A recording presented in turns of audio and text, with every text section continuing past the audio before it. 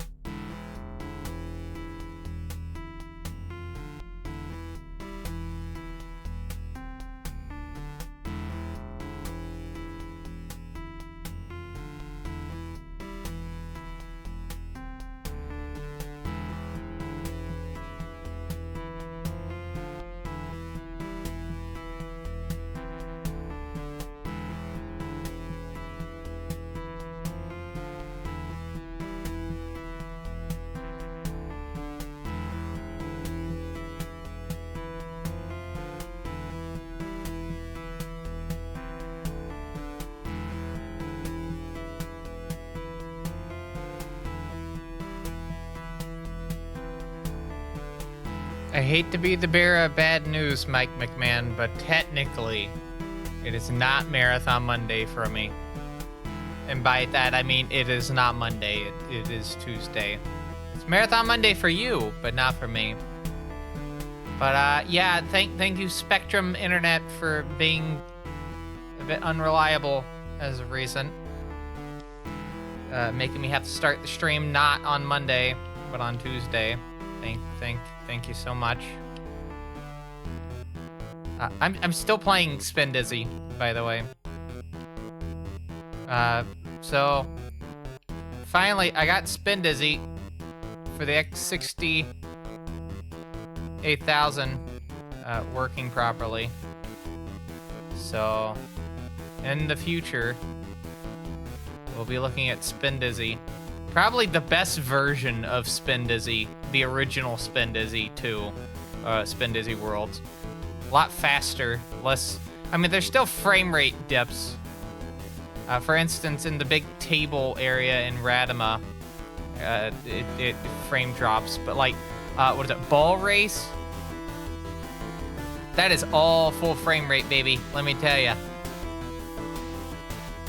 And that last part with the narrow, ramped area, terrifying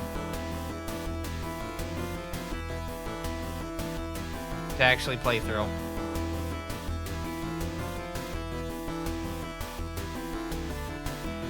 Anyway, it is, what is it? Tuesday, March 4th. No, March 3rd. Sorry, numbers.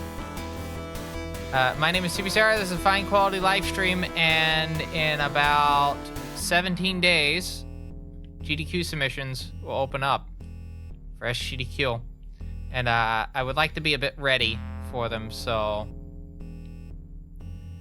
we're gonna do a little bit of derusting today. Technically, we did a little bit of derusting for the game I'm doing earlier this week with speedrunning, or earlier with speedrunning. What do you mean I can't go over that gap? All right. But yeah, speedrun request. I had a little bit of practice for Marathon 1, but I want to do a proper session so I can record later this week. Probably on Thursday in the lead up to the other Marathon stream. And, you know, see how things go. Today was the day. That's basically it. Today was the day. Well, actually, let's talk about technology woes. I've not been able to get Palm Desktop installed on any of my Windows XP machines. I don't understand why. I have... it's very bizarre. Like, they just don't do anything.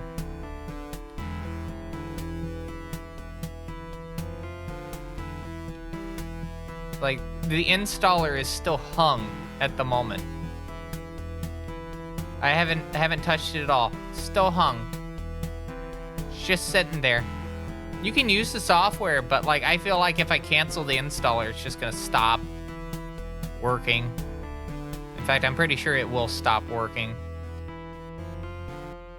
Oh well, what can you do? I know, be able to actually use the software on the original intended OS, but apparently we can't have nice things, can we?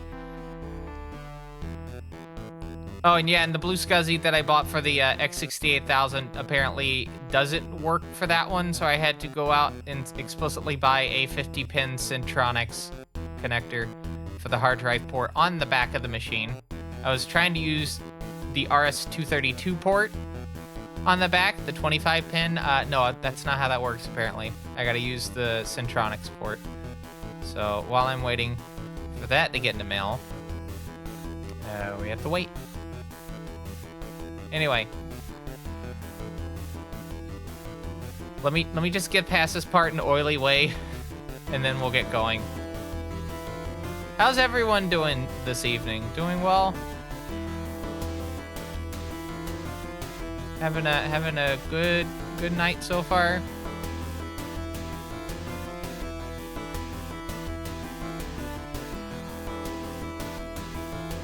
Also, I did that one jump in Oily Way in one go. I can't believe it. I should note, with the Sharpix 68,000 of Spin Dizzy Worlds, I am planning on submitting,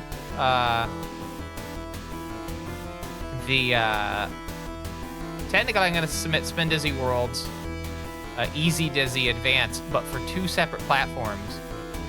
I'm going to submit the Super Nintendo, and then I'm also going to submit the Sharpix 68,000.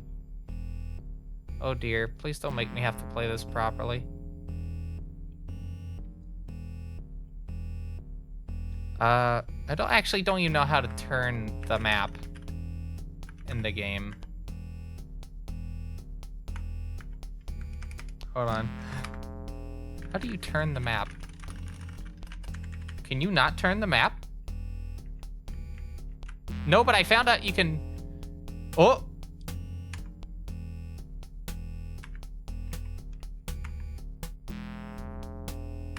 Okay, page up and page down apparently turns the map. Make a note of that. Underline it, even.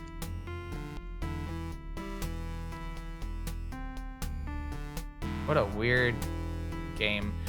So yeah, Oily Way seems to have some issues with finishing it.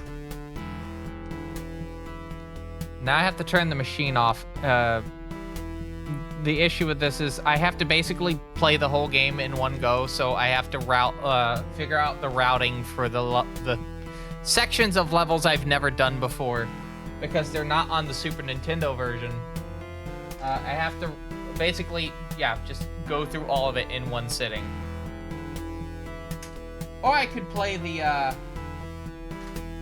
well, I don't want to play the Amiga version with that because of the fact that it is, I'm not a big fan of the Amiga version. The main thing being that you have to, if you're playing it on a cheese wedge Amiga, or a wedge, as it's actually called, you have to use the, that damn circle's here. Hold on. What is that damn circle doing here?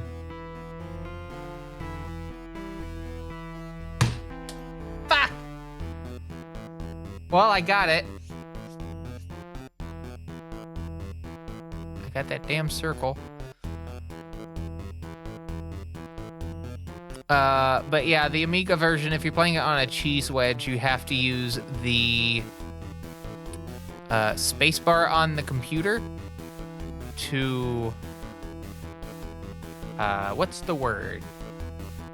You have to use the spacebar on the computer to have the Gerald stop. Yeah, I think that's what I'm trying to say. Gerald stop. And it's a pain in the ass because I'm not putting a fucking computer on the floor so I can, you know, step on the spacebar with my foot. On the Sharpix 68,000, I can use button, I think, 1 to brake, and then button 2 accelerates. I need to get a proper MSX style joypad at some point. I have this modded modded Super Famicom controller that outputs to the right pinout. There's also converters for the Genesis controllers, but I would like to have just a proper 2-button controller. Hudson Soft did make one. Maybe I can get that. I don't know. Anyway, I need to get the game up because I've been, yeah, I was playing Spin Dizzy during the opening. I was not trying to hide that fact. I like me some Spin Dizzy, all right? Spin Dizzy's a good game. You should play Spin Dizzy Worlds. It's a very good game. All right. Let's open up Marathon 1. Oh, Aleph 1 Marathon. There we go. And with that, I'm gonna hit the button. Except we're in an interesting little predicament here because I have the, we're still doing the fundraiser for Honeybird at the moment, but that also means that I can't have a proper speedrun timer up on the screen now, can can I? So, well, you know what? You know what? I have a solution to this. You're not going to be able to see the splits, and for the most part, neither will I.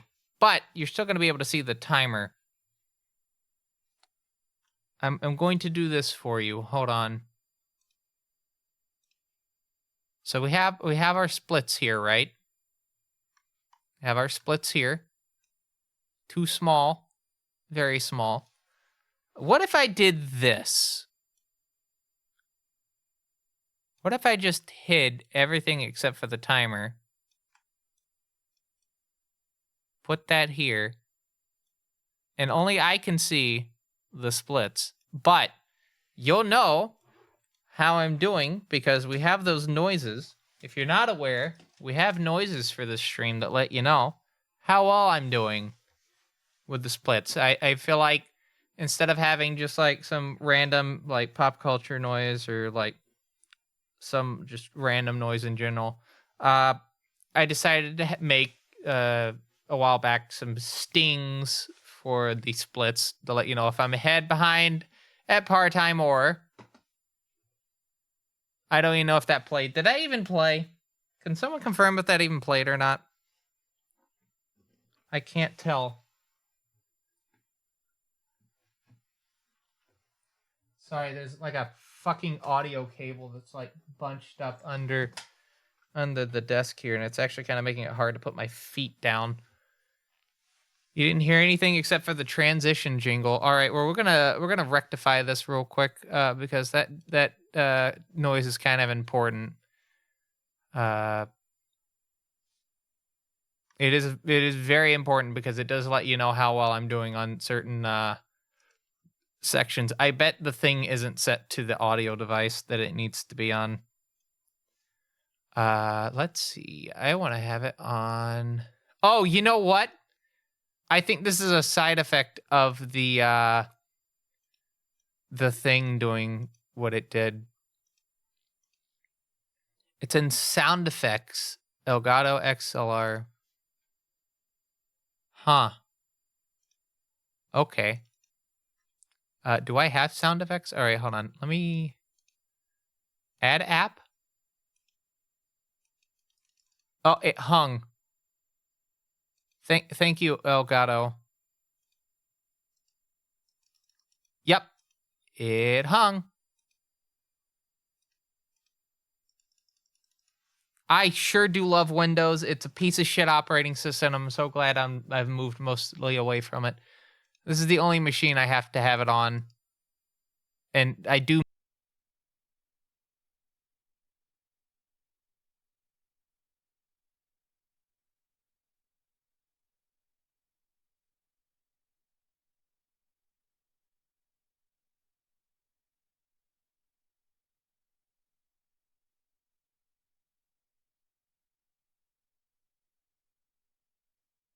Oh, cool. My audio cut out. That's so cool. I sure do love. Oh, it did. Oh, I was about to say it did it again. I was about to lose my fucking shit. All right, let's try this. Can you hear that? No, you cannot, because you heard nothing. All right, let's find out which audio sources died. Alert box. No, I needed to go into alert box. Why is it? Oh no, alert box is its own thing. That's a game capture. That's a game capture. What is this? Aux 1. All right, we're going to have this go into Aux 1. We're nipping this in the bud because I need you to hear this. Open layout. Of course, it moves to a part of my monitor that I can't see. Sound effects. It once again moved to a part of my monitor I cannot see.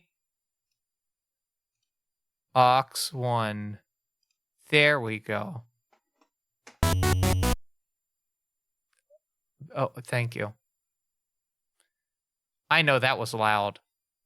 I know that was fucking loud because I hit like 5. -5 decibels. That was loud as me.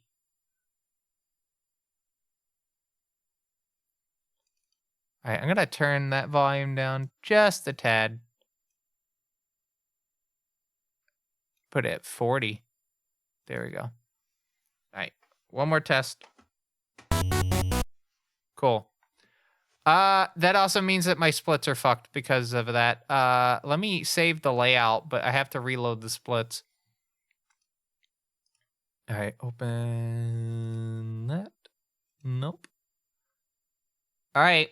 So sum of best is 24.8. I'm not expecting that to happen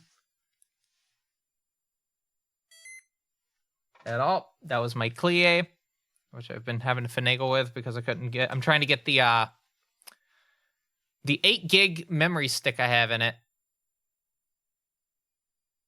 Yeah, that's why I had to turn it down. Would you like to hear the terrifying volume that's at right now? It was at 40 for live split.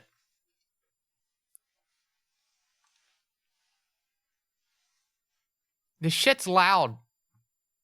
I don't know why. I'm gonna have to lower it a little bit more. Anyone that thinks I know what I'm doing when it comes to like audio mixing is out of their mind because I have no fucking clue what I'm doing half the time when it comes to audio. Audio is weird. Like decibels are like a decibel change of like 3 decibels is still like a significant change in like noise. Sound is weird.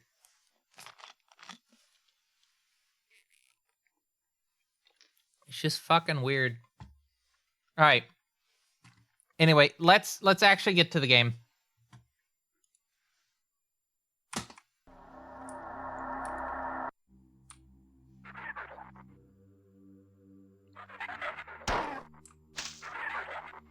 Whoop. All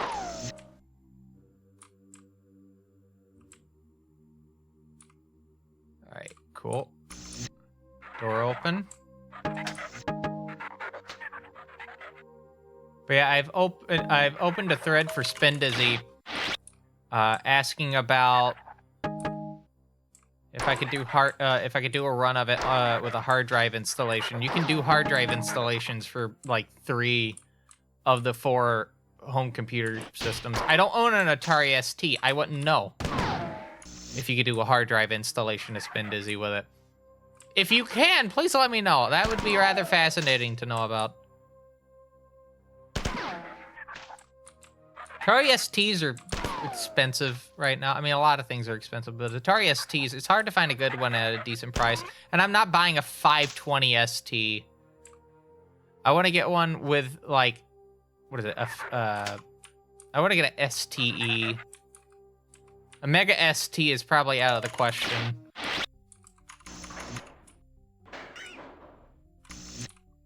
I do ultimately want to get an Atari one, though, because those are pretty good for, like, music production, because they have built-in MIDI ports. You'd be shocked to know that a lot of, like, old home computers from the 80s are still used in, like, music production, even today.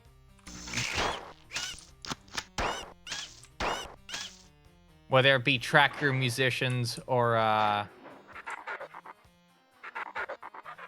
just general like sound patches that you can only really get with like Amiga things.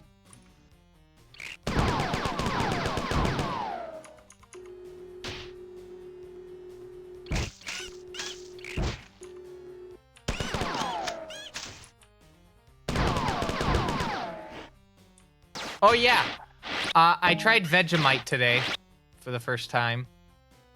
For those that don't follow me on Blue Sky, which you should. You get to see me ramble about technology a lot.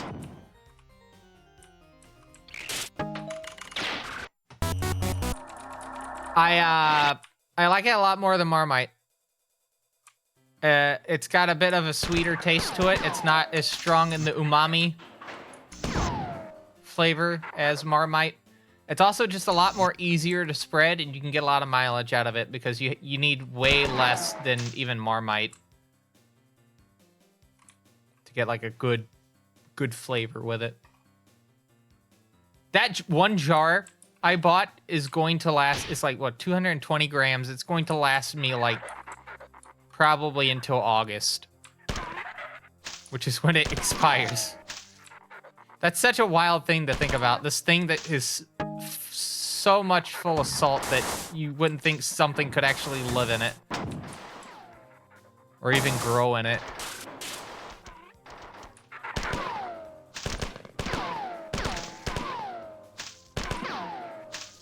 Yeah, it's a byproduct of beer. Which also makes it a little bit interesting because I think it's also considered halal. Even though there's possible contact with alcohol during the process of making it.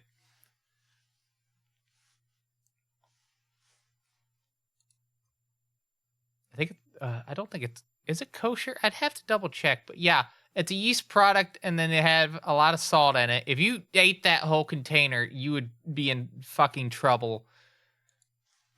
Absolute trouble. Oh, thank you. Thank you, Steam.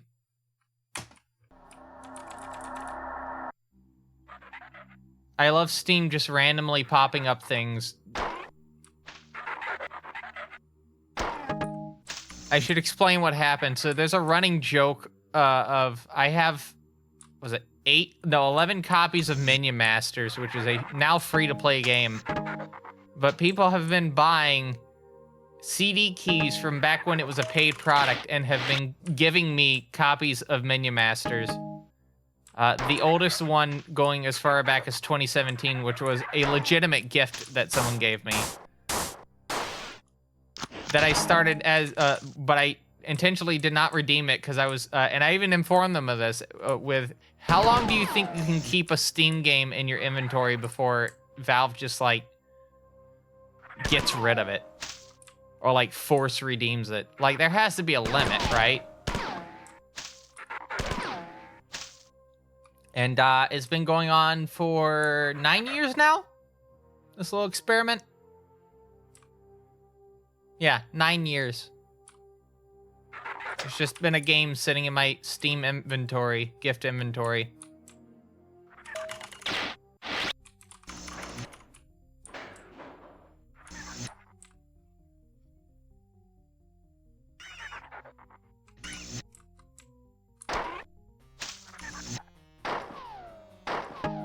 Alright, cool.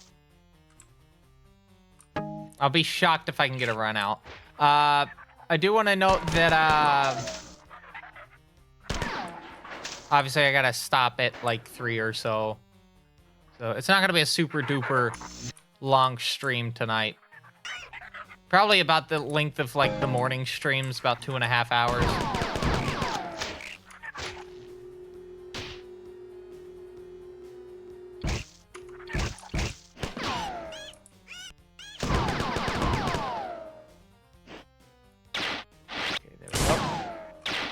And a heads up for next weekend, not this weekend, but next weekend, I'm probably going to only stream, even though I'm streaming this Sunday, I'm probably going to also stream next Sunday and not Saturday. Because I have to go do some driving to see some people. But that also means no Friday or Saturday stream next week.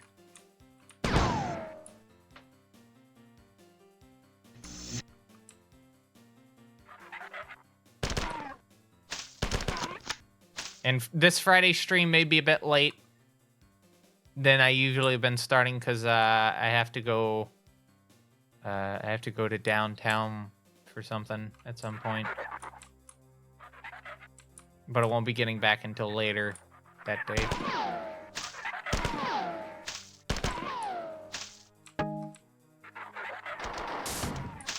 Nope. Nope.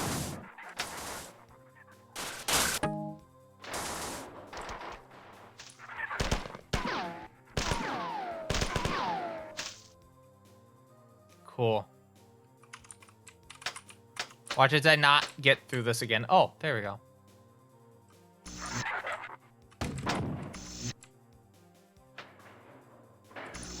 I'm not making this cycle. I just need to make sure everyone is aware I'm not making this cycle. Yeah, told you. You know what's worse? That probably isn't the cycle. That's a different cycle. Yeah, I'm very far behind.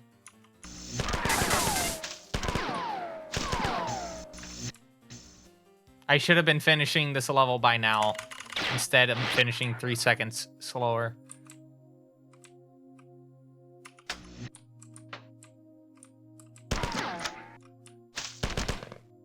Unfortunate reload.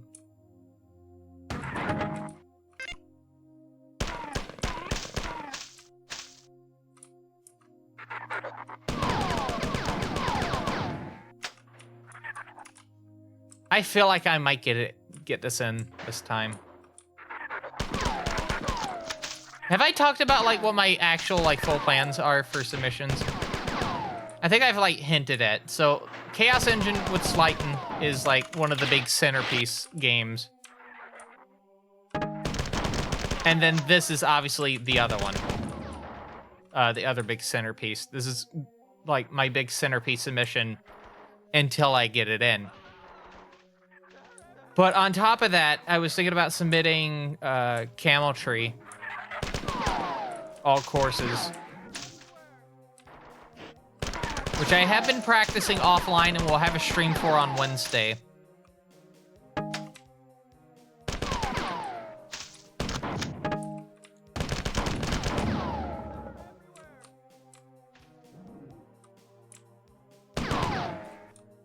But yeah.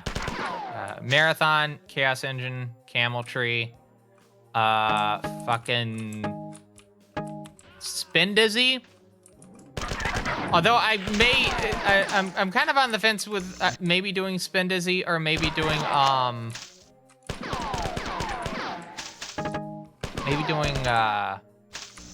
Alien Breed 3D on the Amiga. If I do Spin Dizzy too, it's not going to be all clusters on Advance. It's just going to be Easy Dizzy. And it's going to be, okay, now that I think about it, they probably won't even, like, pick it if I do it on the X68000 just because of, like, how short the run is compared to, like, how long the setup's probably going to be. I don't know.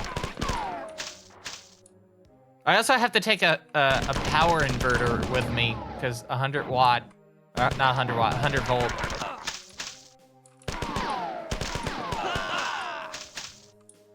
Hello, Word Proc. I did get through most of your runs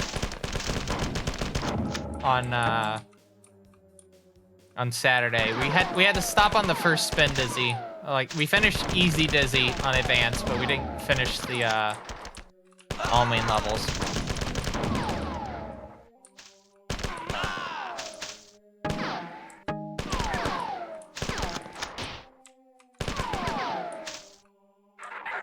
I will note that Camel Tree is now on the speedrun menu.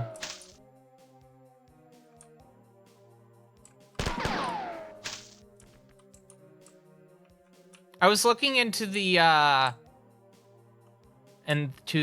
Superb Nintendo version specifically, just to see things. Because one, it has mouse support, but the Superb Famicom one, I probably wouldn't be able to. I mean, I could definitely speedrun it, but and some of the there's like one level that's significantly different, and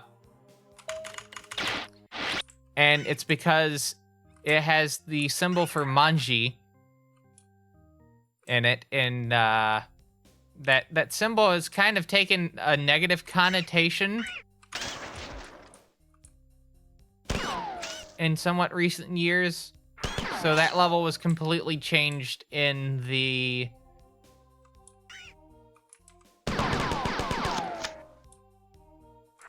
international version.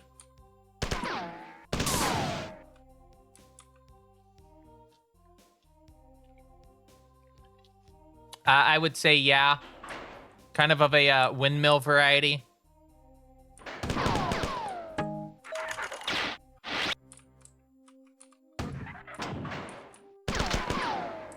It's gonna be kind of interesting because at some point I wanted to do Far East Eden 2 Manjimaru, whenever it gets a translation, because it is like one of the best PC Engine RPGs out there.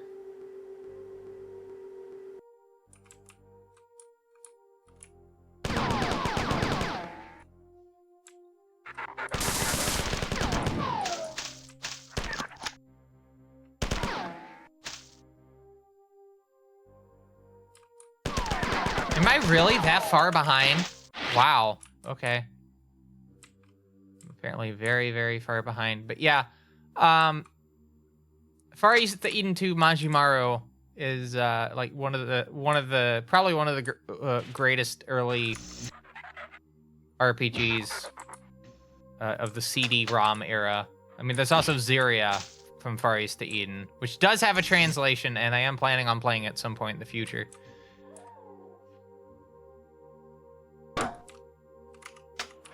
I am actually trying to find a copy of Kabuki Clash, which is the Neo Geo arcade game, because it is the only one of those games that has an official English release. Drive-by Punch. That's right.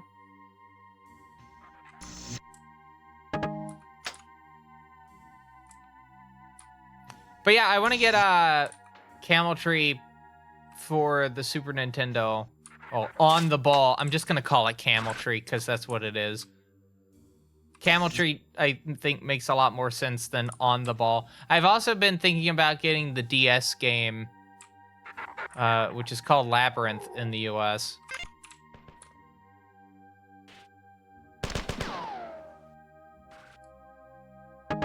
Hello, Sinhill. I hope you're having a good morning. Brand new video game? No, that's on Thursday. That's on Thursday. I am doing the minimum one stream for it. We got a marathon of new and old. Can't believe it took them 30 years to finish that marathon. Can't believe it.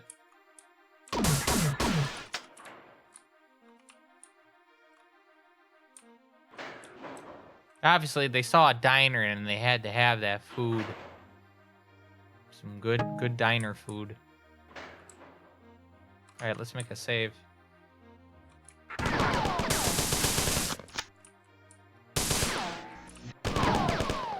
You know what's interesting, Weird Proc, is there's also a, I think for the PSP, the Taito Legends, there's also like a remake of the original Camel Tree as well. Like a 3D remake of it. Wow, 3 minutes behind.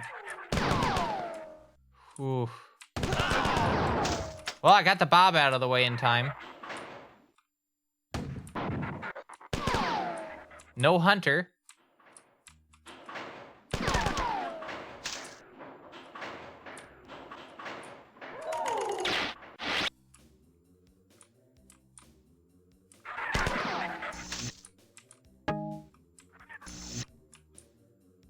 It's such an interesting game. I think I really need to get like a paddle controller made for it. There is an X Pedal 1, but I don't feel comfortable with my like soldering skills to do something like that.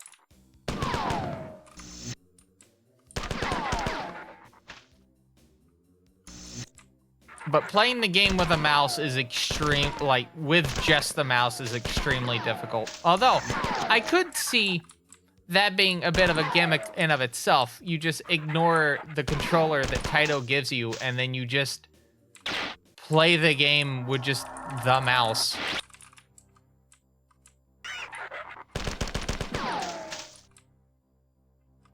By the way, I had to skip the last split because I was in the middle of talking.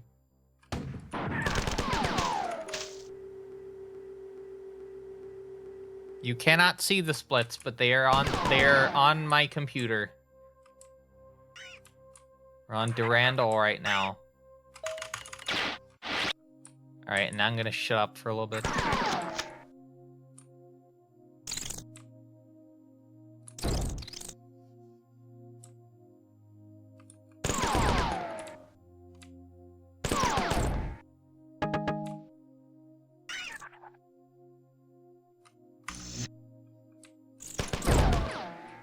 Bullseye.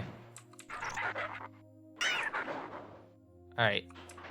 I just need to focus, lock in, just to make sure I can get that, and then, once I get that, we're in the zone trademark.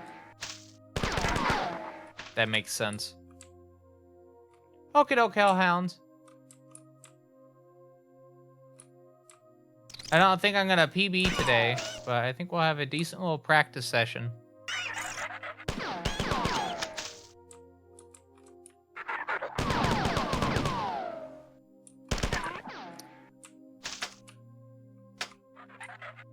Oh yeah, and I'm still, in terms of other speed games, I am still looking into, Serious Sam on the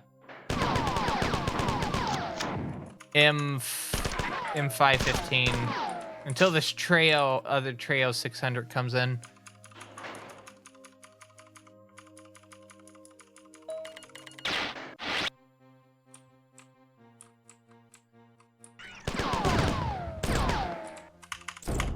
Fuck!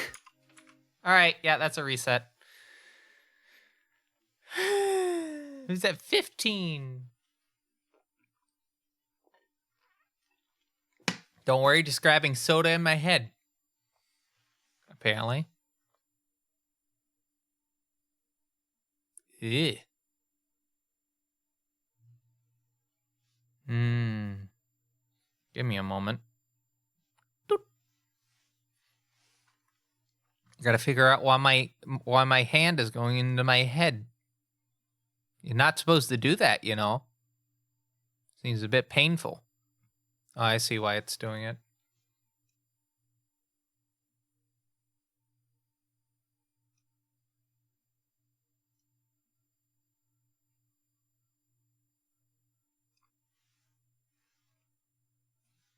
Okay. We can test this now.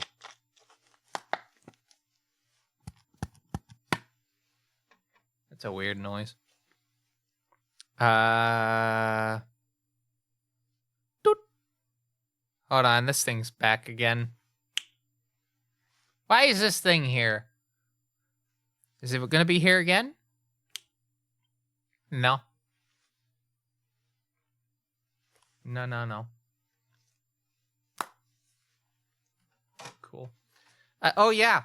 I've been testing alarm clocks as of recent. With the Clie TG50, I found out that it has an FM synthesis chip in it, which is wild for a PDA from early 2000s to have, but I can have FM synthesis music wake me up in the morning, which I think is pretty cool. Nice colony ship you got there. Is it for sale? No. God damn.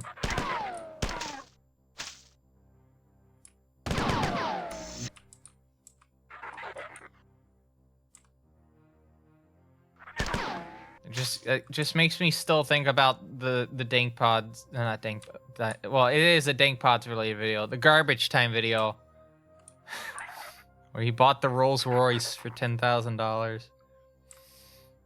10,000 USD for an 80s Rolls Royce is pretty wild.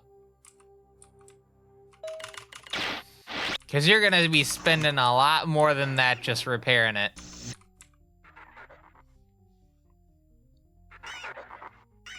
Hell, I'm pretty sure that Spirit of Ecstasy on the front of it, or Ecstasy on the front of the vehicle could probably cost as much as the vehicle did.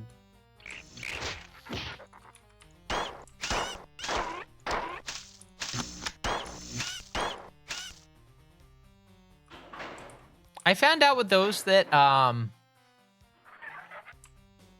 some particular models of the Rolls Royce, if you try to steal that, it'll actually, like,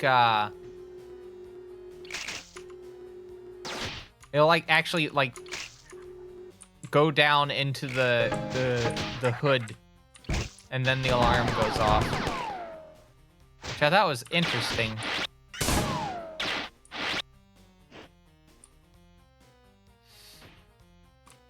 Like a little trap door for your hood ornament.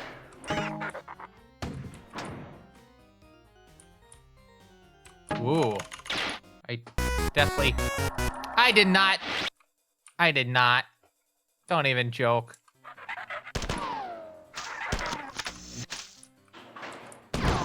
I hit skip split and split at the same time, so it skipped the arrival split, but then did the split on counterattack. Damn, if I didn't get caught by that 4 right there, it probably would have made that. Do you mind? Anyway, where was my original subject? Yeah, I was testing the Clie. I've been trying to get it specific in Palm desktop environment set up, because apparently it will not interact with the Mac. And if I have regular Palm desktop installed, it won't interact with that. And if I'm using, what is it, Pilot Sync, it won't even interact with that. Sony has a specific driver for the Clie, which will only work on Windows XP and newer. Why did I do that?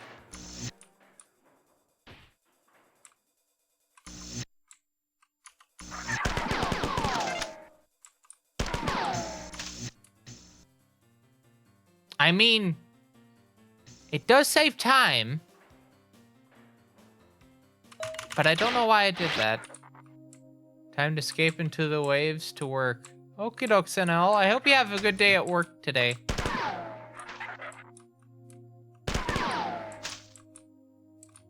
I'm gonna try to get some good times. We'll see how that plays out. But I'm gonna see if I can get some good times. Alright, I'm gonna have to play the next level a little bit differently because of what I did on this level.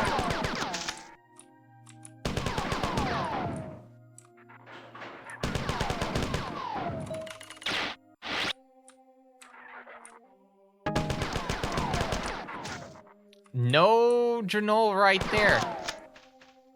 Or a Hulk, depending on how you want to call them. It's also kind of wild to think that in like 2 days, I'm gonna be playing a completely different marathon, of which one I've never played before. And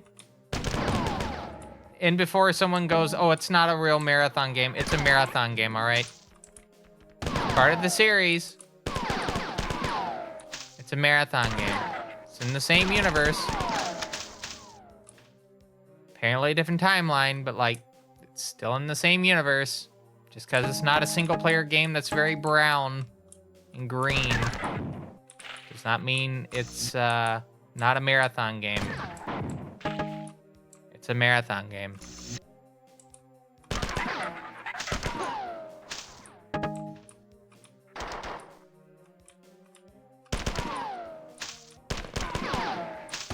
But yeah, new marathon game Thursday. Did not bother playing the server slam. Thursday will be my first actual experience with any gameplay in it. And I'll give you my honest take on it from what I play.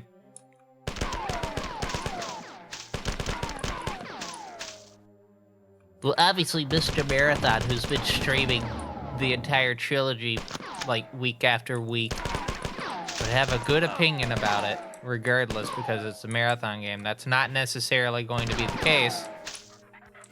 If it's ass, I'm just gonna say it's ass, but from what I've been seeing, a lot of people have been liking it.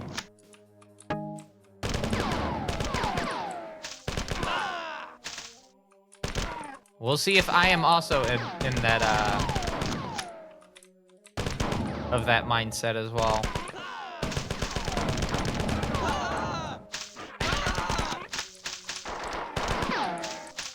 So yeah, let me just once again lay the ground rule for Thursday's stream.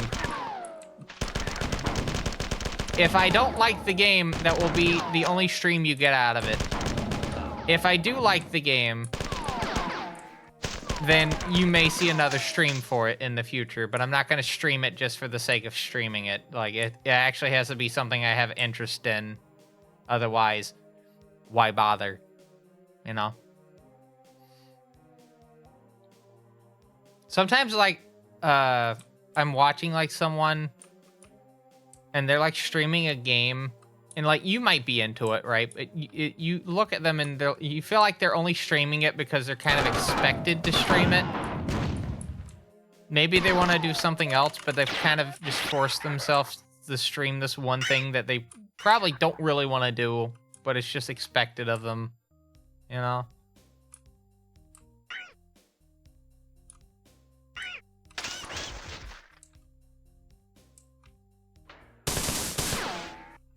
Which loops back into the main subject of stream the stuff you want to actually, like, play. Don't do things because you think there's, like, some obligation to do it. Like, I'm only doing the one stream for Marathon. And if I just don't like it after that, then I'm just not gonna stream anymore after that. Because, again, I feel like streaming stuff that you're not actually interested in is just gonna, like,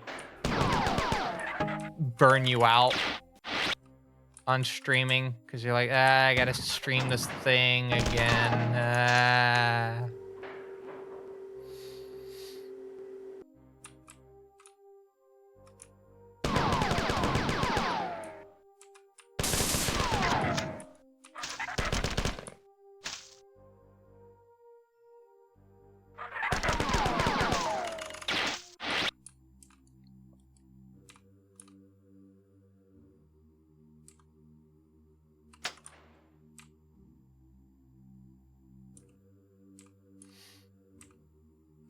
I think, like, a good thing, right, is a good example is, I think, like, a lot of VTubers stream a lot of, like, reaction content, right? I don't particularly care about stuff like that. I only did it once because it was part of a collab with someone, but, like, I don't particularly... My views on stuff like that is, unless you're providing a lot of commentary, and I do mean a lot of commentary, like, you're being very transformative in nature with, like, what you're watching. You're contributing, like, stuff to the video. If you're just watching it for the sake of watching it, not really reacting at all, or, like, you know, providing any sort of, like, commentary, it just feels like,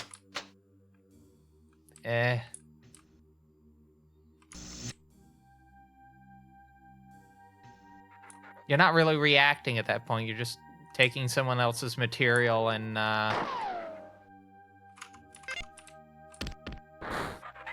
you know, not really doing much with it.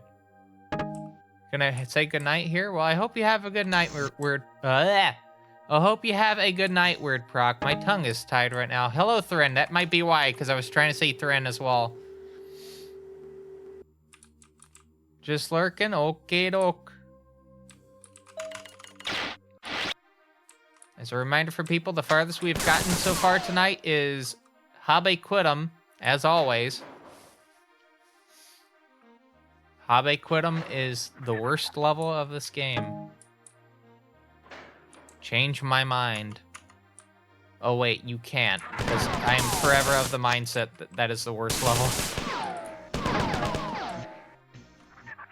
Speedrunning this game has absolutely ruined that level for me.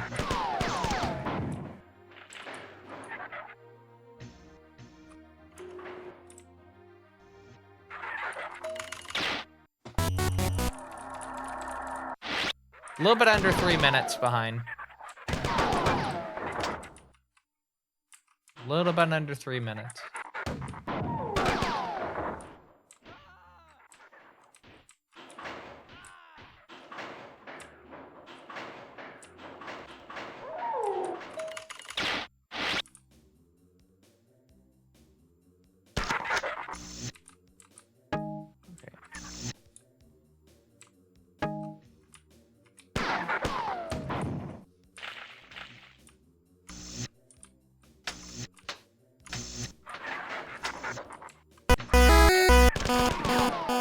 Okie doke. Well, with that in mind, we have about 5 or so minutes until the first ad break of this stream. There's not going to be a lot of those today. I think probably 2 at most. So no intermission tonight. But just as a reminder, there is various ways you can deal with the ads from twitch.tv. First and foremost is maybe some extensions of some alternative playing designs or whatnot. Maybe you could take advantage of picture-in-picture in your browser. I will say, though, that Twitch does update their website a lot to kind of get around those getting arounds. Case in point, apparently they're starting to pause ads if you click out of a window, so you have to keep the window open and in focus in order for the ad to play out. So you can't, like, just open it up in a separate window and then just work on stuff. You have to be actively watching the stream. So, yeah, there's a state of twitch.tv, apparently. Cause, yeah, fuck being doing multiple things at once. Multitasking? What's that? Sorry, I was ranting for a moment. It's just such a silly change.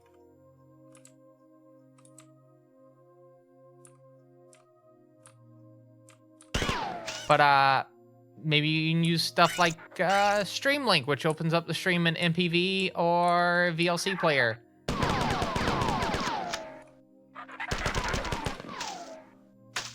All right, out of the sake of... I was about to say, out of the sake of playing this safe. And then I thought about that and I was like, fuck it. Let's just go for it. Of course.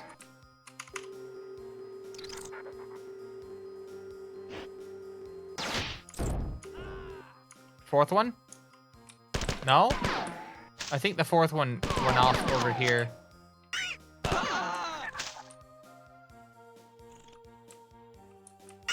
But yeah, if you don't want to deal with any of the mitigations and whatnot, you just want to watch this damn stream without ads, maybe get some bonus content related to my YouTube. And behind the scenes for this stream as well. Definitely consider a sub to the Fine Quality live stream. I've never seen those lookers, like, show up early like that. That's fascinating.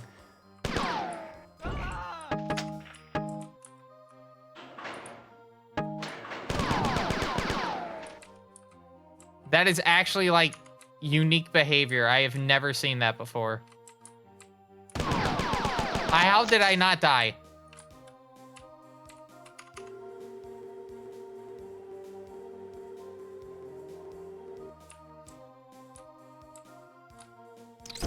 But if you don't care about the ads, but you want the bonus content, there's 2 coffee membership tiers as well. With the $10 tier giving you a little bit of leeway into voting what I do next. And also you get your name at the end of YouTube videos. That being said, I am currently trying to raise money for Honeybird at the moment to be able to move back to her hometown.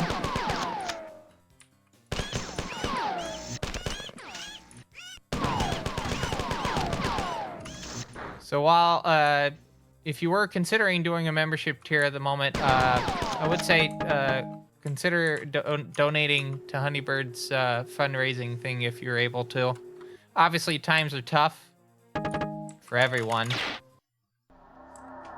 But if you're able to contribute a little bit to that, any contributions that are greatly appreciated, and I will call you out. Shout you out. Don't know why I said call you out. I need to pick up that alien weapon specifically. I wasted a bit of the ammo on this one. Actually, what am I doing? I can just pick this one up. I'm having a time. It's called a speed run.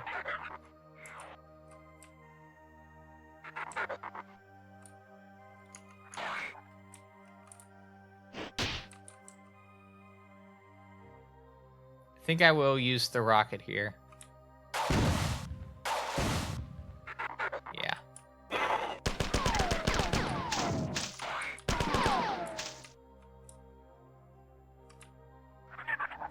It's that weird hallway that I gotta, like, take into account.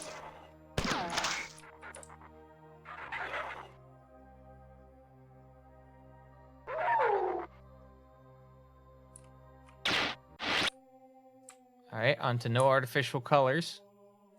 See you in a bit on the ads. Well, in about a minute. I'll see you in a bit on the ads.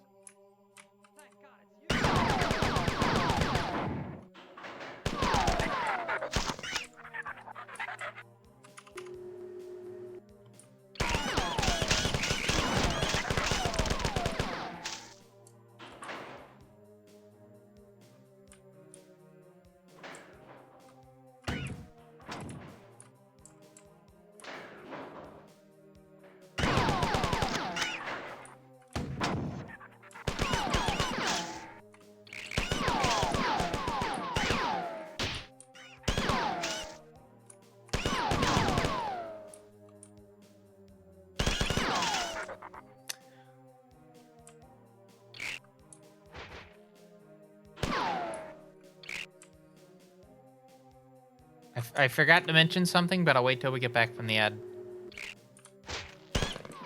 Wow, very rude.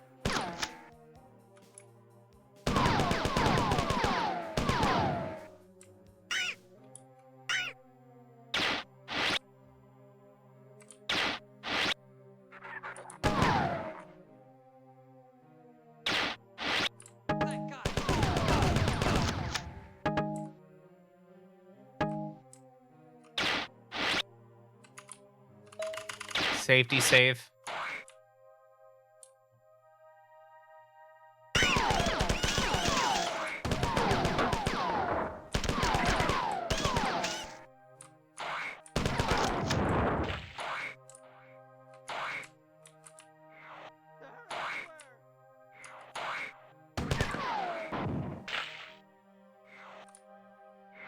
Bit of a weird turn there.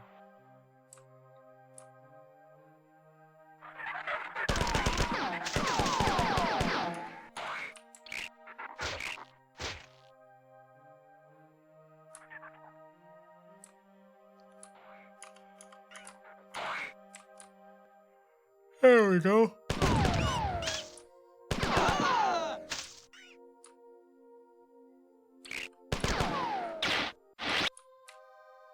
But 2 times 2 equals.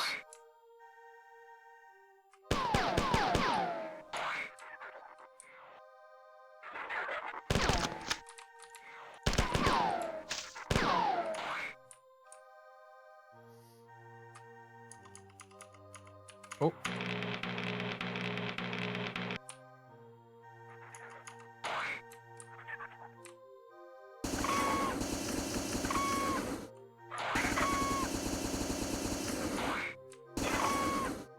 I love that noise. It's such a good noise. I like it more than the Marathon 2 flamethrower death noise.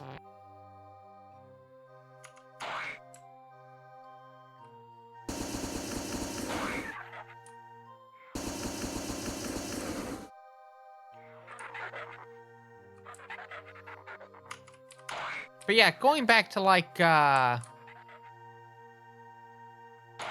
streaming content for the sake of streaming it just because you have like a certain expectation to it. Like, I do feel like reaction content is kind of something that a lot of people kind of respect. Like, I'm actually dreading, unironically, like dreading the day that someone comes into chat and asks me to like react to something, because I'm gonna have to tell them no.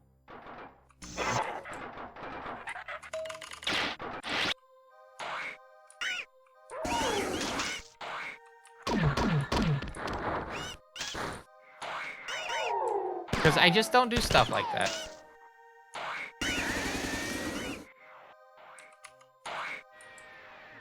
I think the main reason is just this is a very gameplay focused like stream, right? A lot of the content is playing games. I know like that can probably like get immense burnout from stuff like that. But like, they say to do what you're good at. And I'm good at playing video games.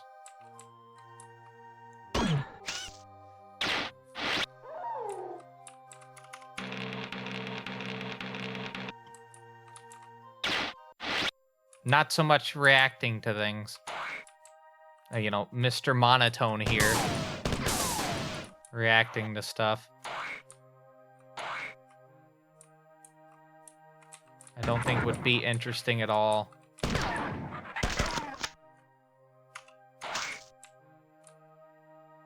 And I do understand, like, do keep in mind, I do kind of understand that I am probably limiting myself a lot as a streamer by being very picky about what I do.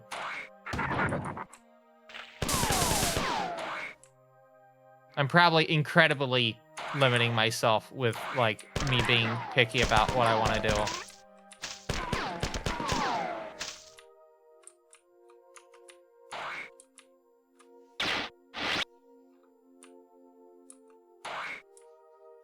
But I don't know, like... What, like... That's just to open, like, the discussion on that, like...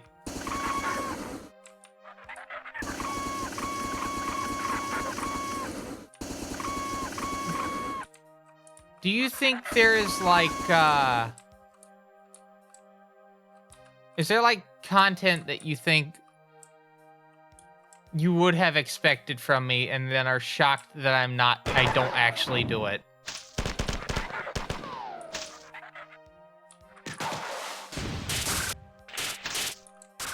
Hello, Chance. Alright, I gotta lock in real quick, hold on.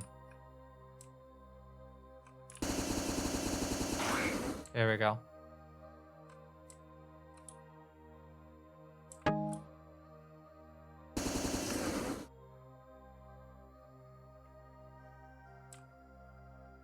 I think one thing that is kind of interesting is just the fact that hold on.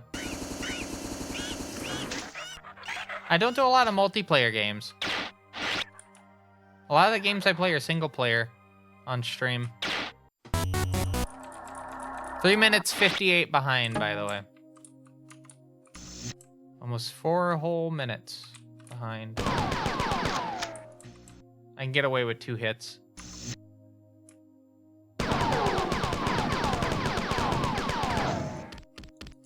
I could get away with 2 hits. It would be fun if I live stream myself at the park again, ideally with less wasp. The mistake I made with that was not...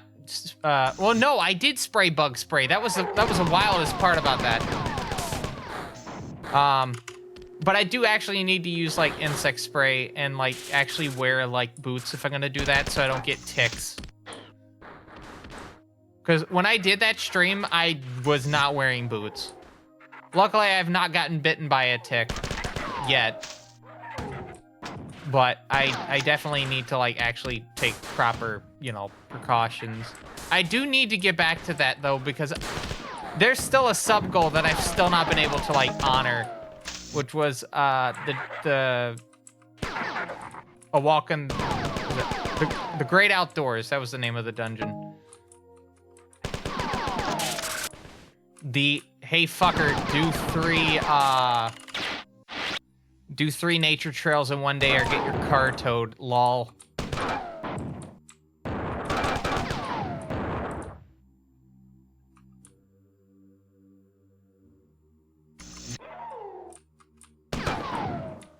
But like that's stuff I've done before though. Like I'm more kind of curious about stuff I've not done before that people are shocked that I haven't.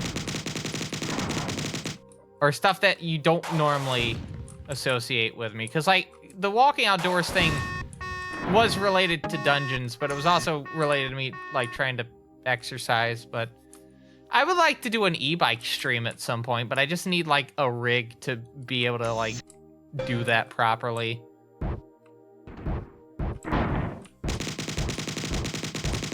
Because I have an e-bike now. In fact, I've had it for like half a year now. It's just I've not been able to ride it because I took a little bit of a tumble down my stairs. And my ass was in traction for a couple months, more or less.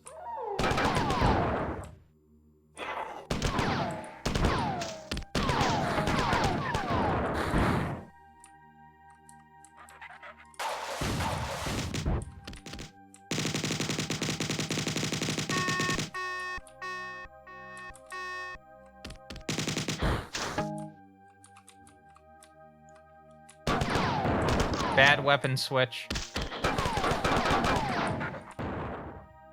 Bad weapon switch.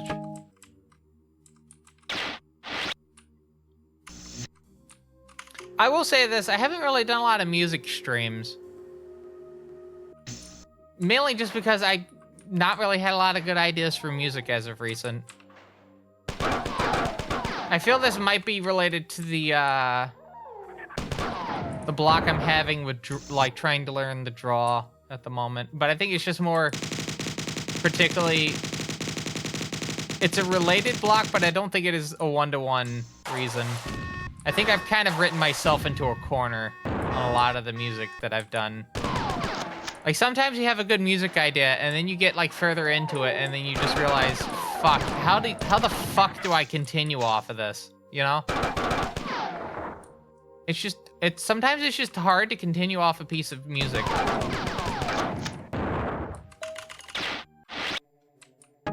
Ironically, there's a piece of music called Uncertainty, which has a bit of uncertainty whether or not I'm actually gonna fucking finish it or not. Sub 30 on that is not bad. Not bad. Sub 30. Also, Chance, you'll find this fascinating. The last stream for that, I think, was back in pre-VTuber era of TBCR. 2021. Because the Great Outdoors happened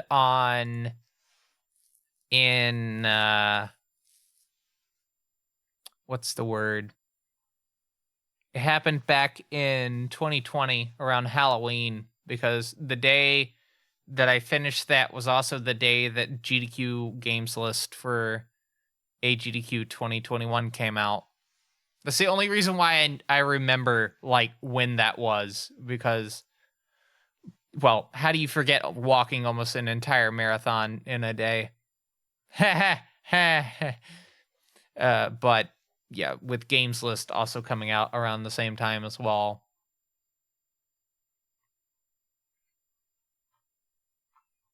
All right, I need my actual chat window.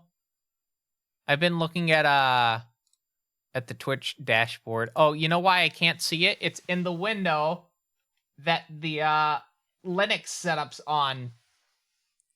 Give me a second. There we go. Cool. Very cool. All right, let's see what the worst segment of that run was that actually had like splits showing. Yeah, I was like plus 456 by the end of the run. So I did lose a lot of time throughout the whole thing. I know I lost a good bit on the For Your Eyes Only. Definitely had a bit of a time loss. Sorry, I removed the memory stick out of the clie. I want to see if I can get a 256 gig memory stick and then use that for or like a micro SD adapter, and see if I can use that for use this as like an MP3 player. I mean, that thing is mostly designed to do that. It has a headphone jack, 3.5 mil. I just need to convert music over and then go to town. All right, are we ready for our second run? We're going to be introducing prediction with this run. Get excited. So how this works is, for those who have not been here for a TBCR live stream, and if you are actually in that group of people, hi, Hope you're doing well. I'm going to put up a prediction in a minute. You're going to have about 20 minutes to vote in said prediction. And even if I reset, that vote will just apply to whatever the first full run after the prediction happens gets completed. If you guess the minute range correctly with other people, you will get the chance to redeem a speedrun request. But if you are the sole person to guess a minute range and you get it right, you not only get that speedrun request, but I'll also give you a outfit request as well, which you can redeem at any point. The one thing I did want to mention regarding speedrun requests and outfit requests, any donations made towards Honeybird's fundraiser, you can use that to get a speedrun and outfit request as well. So if you donate to her fundraiser $5, you get $5 worth of redeeming on the menu for speedrun request. Exclamation point HB specifically. Do not use exclamation point menu. If you give me any money during this fundraising period as like single donation things, I will not honor to that for speedrun requests. You have to use the fundraiser for that purpose while it is going on. Just so we're all aware.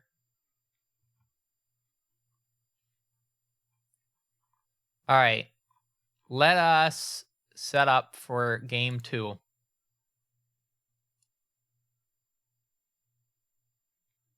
Hello, Matrix. I have 3 fucking windows. Hold on.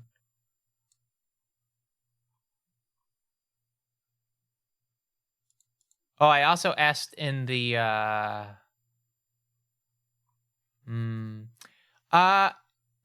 fun task for anyone that's up for it. If you can find a way to get Serious Sam working properly, and by that I mean the game render is not squished on a 320 by 320 display Palm device, please let me know how to do that. I asked that on the Palm DB Discord today, and no one gave me an answer. So if anyone is interested and has an ARM device Palm, or an ARM Palm device that would like to, running Palm OS 5 that would like to test that today or at some point in the near future, do let me know. I would like to actually do a speed run of Serious Sam on ARM. The trail is neat, and I am going to try to do a run on the trail, but I cannot strafe using the trail, which is a bit of a shame. Okay, almost got the prediction ready. Oh, no, I did. Okay, it decided to open the raid menu. I did not click on that. I clicked on start prediction. I guess I have to redo this now. Thank you. I'm looking for the minute range prediction that's actually for Marathon. I guess it is not this. All right. Just got rid of my prediction, so now I have to go back through this and do things. Now, I'm also going to add a 24 into this. And the reason I'm doing this is because my sum of best is 2408. I don't understand how. But apparently we got it down to there. I haven't streamed Marathon by itself in so long, you have to understand. So I may have gotten the sum of best down, but whether or not I can actually get that is to be seen. 26. I think I've gotten my time down to like a 25. I'll have to double check my YouTube at some point. 27, 20. Oh, shit. I already had that. 30, 31.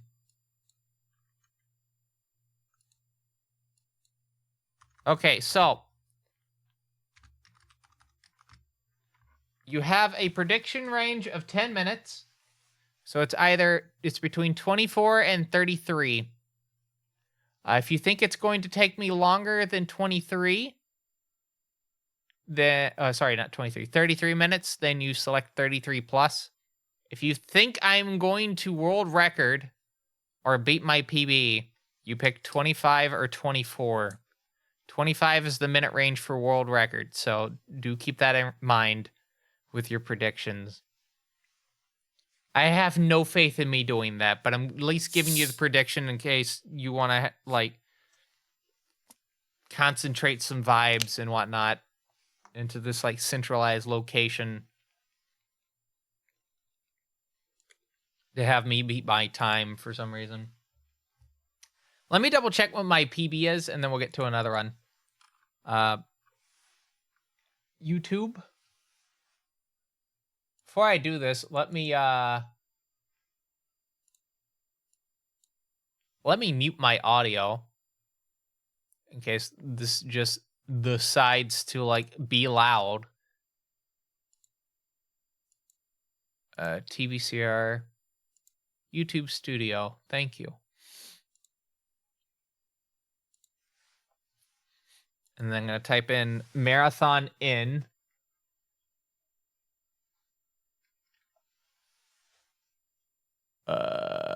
Okay, so it looks like my latest PB for this game is a 2606 was the last video I saw, but I don't know if that's the accurate. No, 2606 is the PB. So if you're thinking I'm going to sub 26 and get near Aperture's time, you put a 25. If you think I'm going to world record far enough to get into the 24 range, you pick 24. You must know something I don't if you pick 24. Maybe you're in my walls. I don't know. That's a bit weird.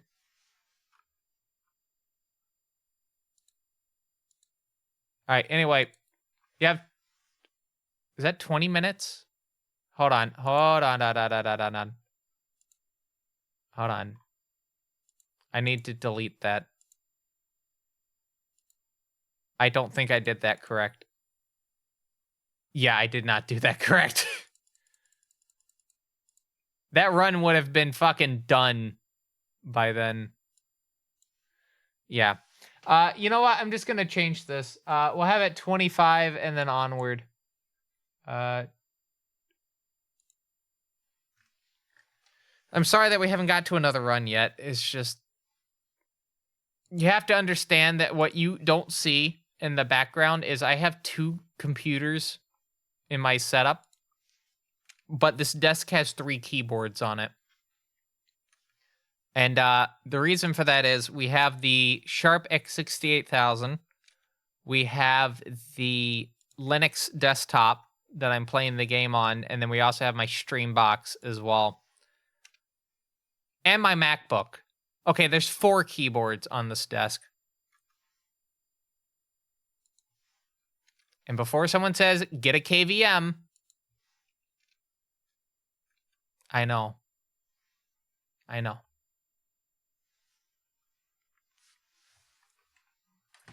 I need one that supports DisplayPort and HDMI. That's what's kind of preventing me at the moment. All right.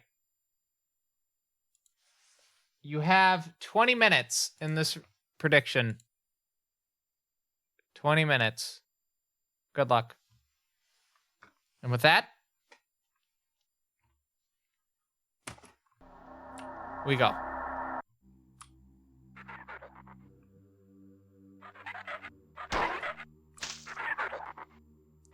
Reminder only costs 10 pirated Copeland betas, also known as channel points, to vote in this prediction. You can literally get that from, like, watching the stream for like 2 minutes.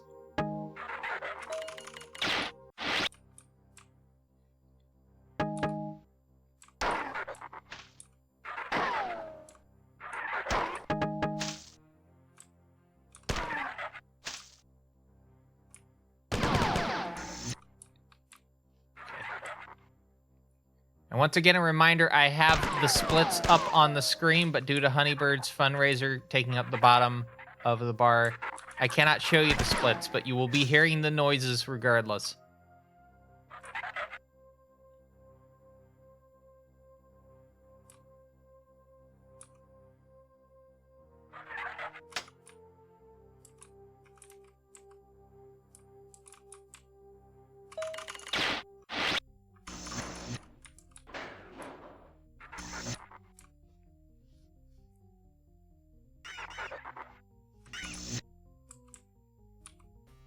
So fun to think about the fact that it's going to reach 80 degrees next week in my area.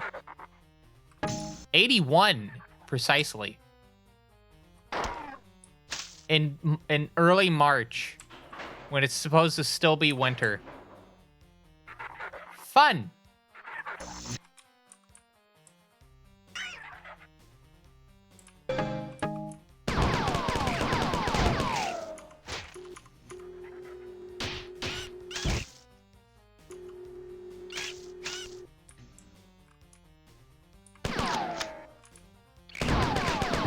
Probably should have shot those before I went down. It's fine.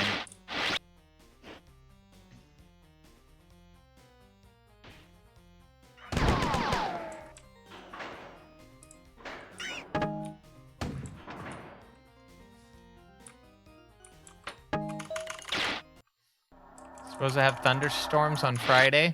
Damn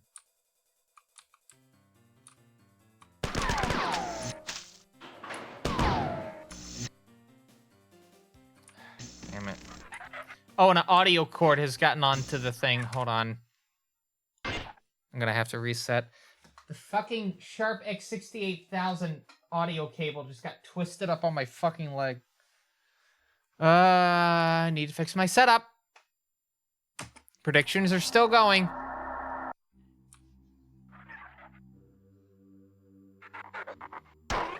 Yeah, if you think my setup is, like, nice, no. Like, it works most of the time. It's a fucking nightmare, though. The setup is why I'm late sometimes. I just want a setup that works, you know? It does the stuff that I need to do, and then just lets me, you know, get to it. I can't, like... This stream is not a I turn the computer on and I go type of thing, you know? I set up, like, a fucking quick thing in Twitch, the Twitch dashboard and just go to town. No. The stream can sometimes take up to, like, 2 hours to set up. Because there's 2 computers. Out of necessity, not by choice, out of necessity. This computer cannot handle streaming CGI Man and a game and OBS at the same time. I have 2 computers out of necessity.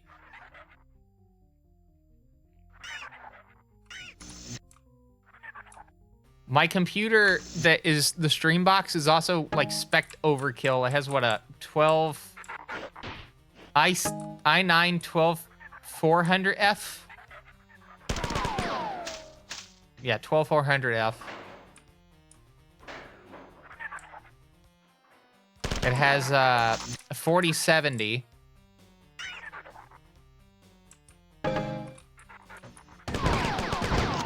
Meanwhile, my game machine only has a 3070.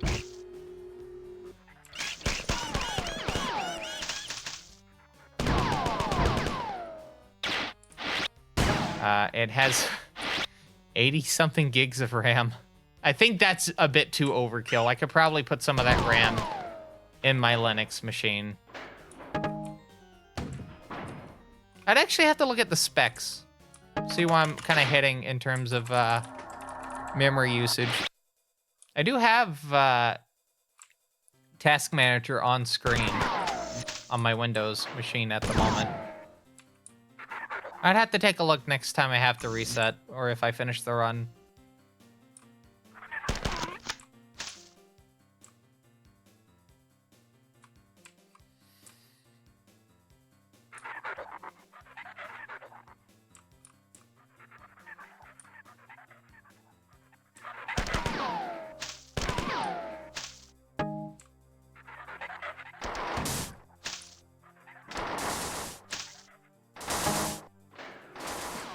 Cool. Going through it.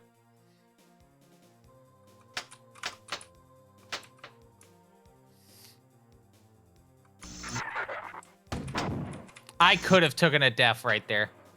Well, no, I couldn't have. I would have just taken a lot of damage. This might potentially be a... Oh! This is going to be a 124. This is good. This is very good. This is really good. I got the cycle. I got the cycle.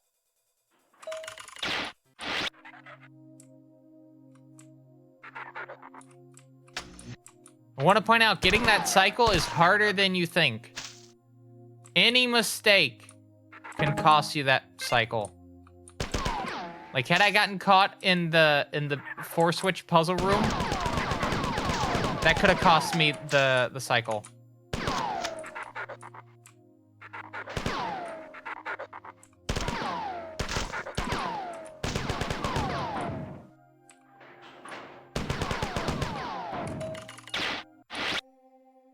And I know, oh, it only wastes like 10 seconds, but like, that's 10 seconds.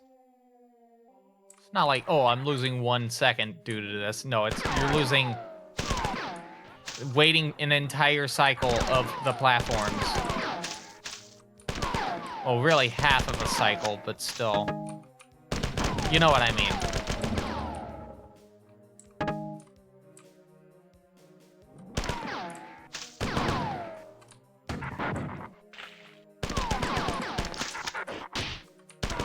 Ow, you hurt me. Chance question. This is an Amtrak question. I tried looking into seeing what the price would be for the bid up for my my train tickets for the Floridian. Because I already bought the train tickets. I bought those back in January.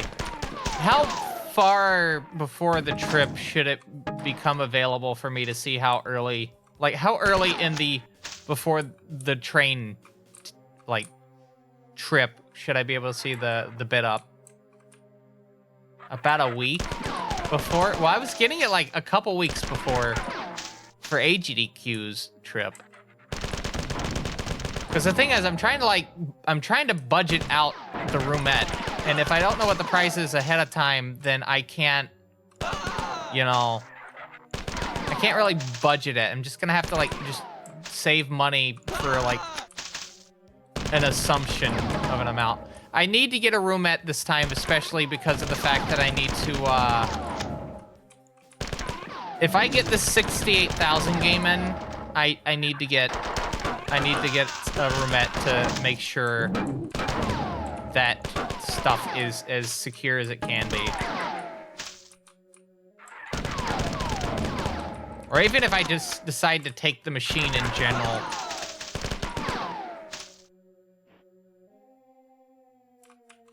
Also still gotta buy, like, I still gotta make reservations for hotels in Chicago. I want to see if I can get a closer hotel to Union this time. Because our hotel room was pretty far away.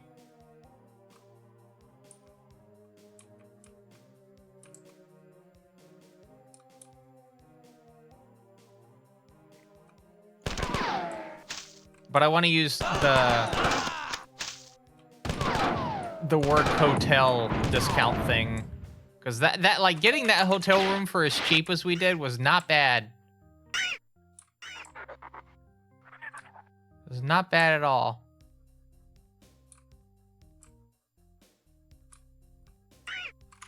Just to remind people, Summer Games Done Quick 2026 registration starts on March 20th.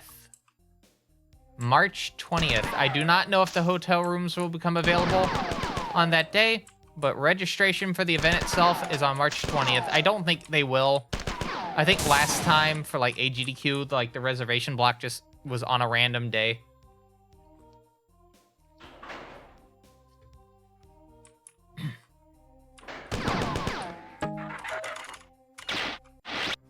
But I am gonna have to start asking people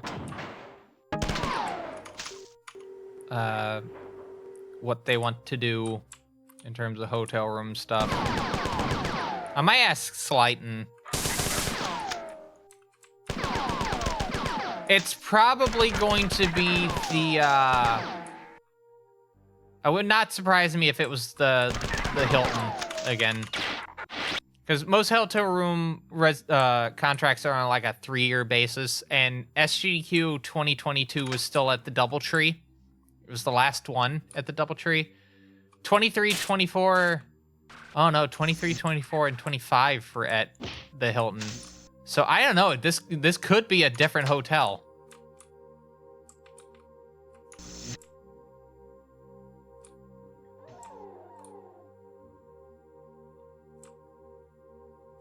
Or am I thinking 2023, 2024, and 2025?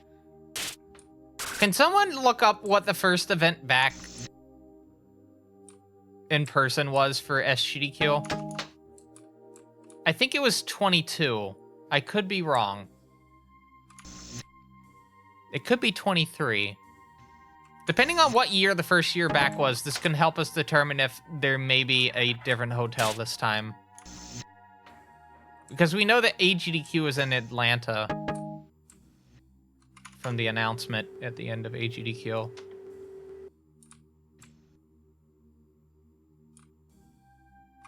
Oh, wait, what am I doing? What am I doing?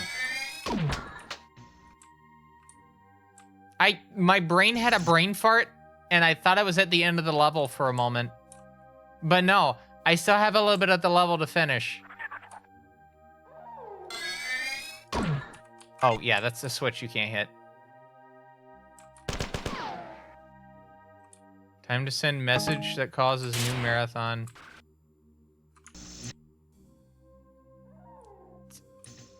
You could...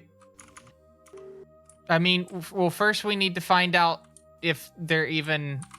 Like, what... Again, the question was, what year was SGDQ back in person? And also, I don't think they're going to tell you that, because GDQ would be the one that would provide the link to that.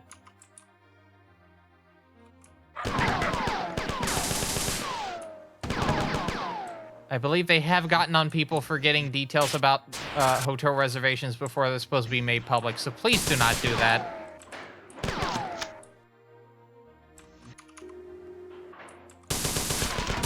I'm explicitly telling you not to do that. I know you're going to do it anyway, but, like, please do not do that. Look what you made Bob do. Come on.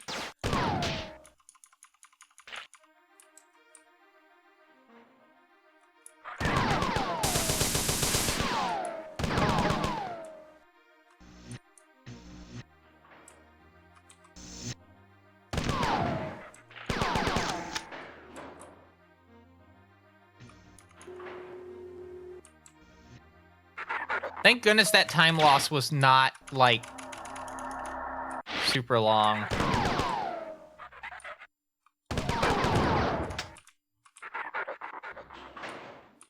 But yeah, can someone actually look up what year SGDQ came back in person?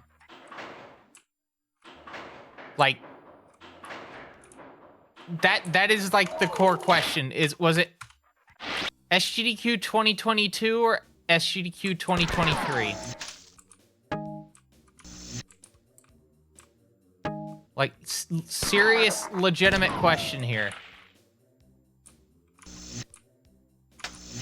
It's like a 5-second Google search. Well, I can't say that anymore considering the advent of make stuff up device that shows up in every search result. 2022 was the DoubleTree. All right, so 2023, 24, and 25 was the Hilton in downtown Minneapolis. So it could be a different hotel this year for all we know. It could even be the same one. They could have... Maybe this is like a 4-year. Who knows? We won't know until they ultimately reveal information. I think at least for when they reveal the registration stuff, it should mention where it is. So we just gotta wait like 17 days probably, and then we'll find out. I know I'm on reprisal still. Well, you can't see the splits. Still on the reprisal split. There we go. I'm still on the reprisal split.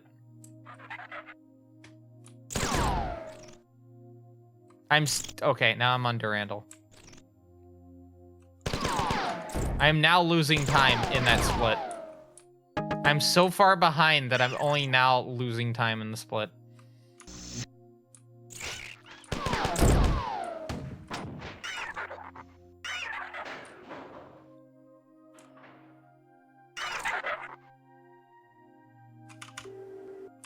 Okay.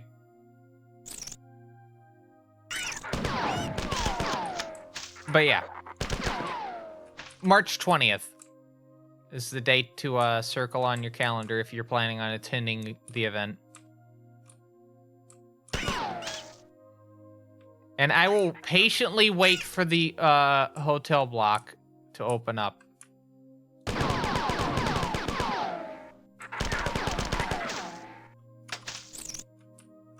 Very patiently wait.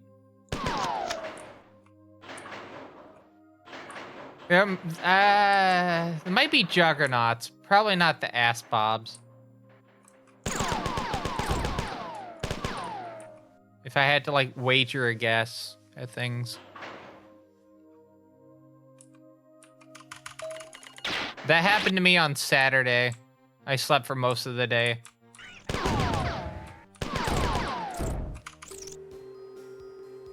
Like, if it wasn't for, I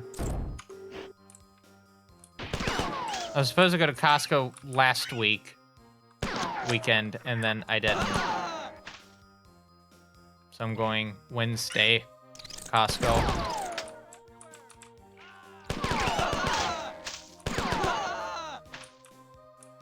The positive of going to Costco is I can get that $1.50 hot dog in me.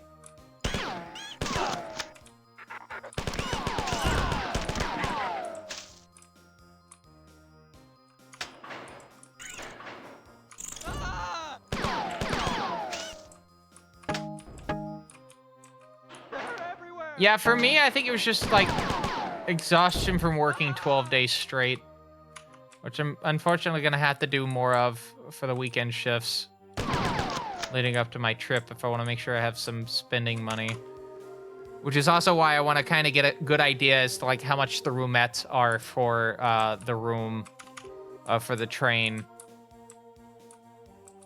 ahead of time.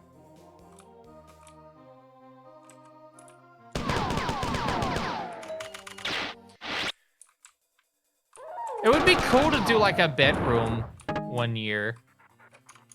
But I know, like, for the Floridian, that's pretty expensive. And also, the longer it takes for, like, that information to come out, the more expensive that's probably gonna get. What the fuck?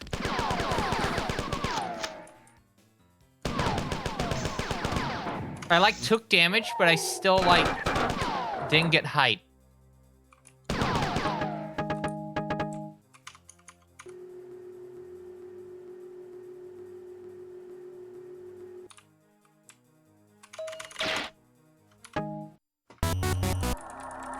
Three minutes 31. Shit.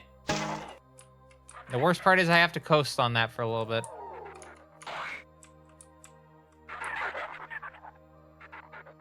Because I do need health to do a grenade jump, so I can't just, well, I don't technically need that.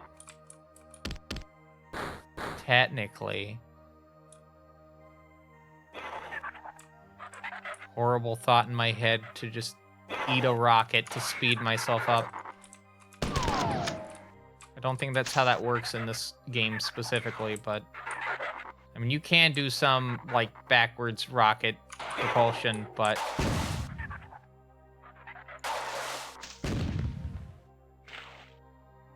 don't really help you as much as you think.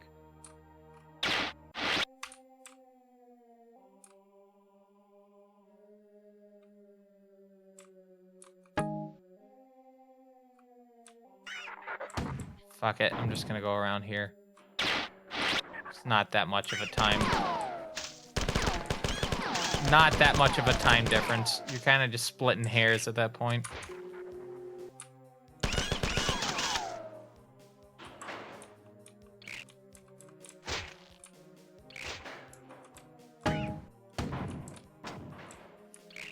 All right. As a reminder, we still have a prediction going on. Well, actually, I think it just finished. So good luck to anyone that did vote for said prediction. I did not hit this. There we go.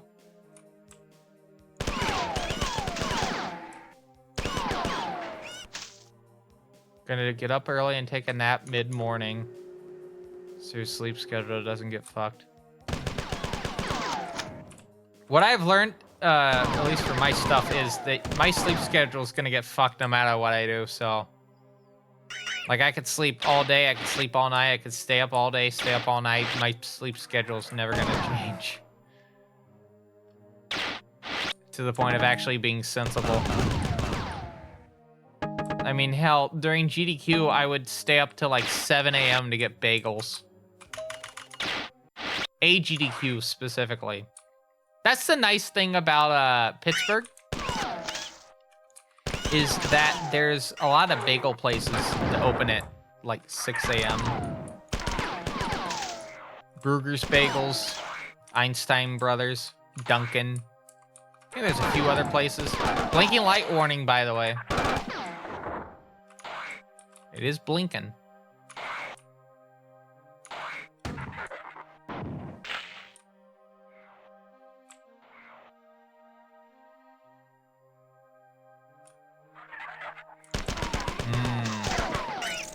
I would say go to fucking bed then.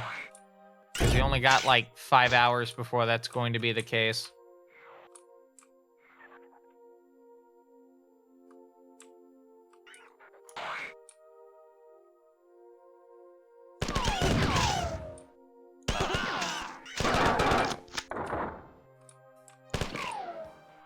Now, me shooting that hunter was intentional. I wanted to reload my ammo.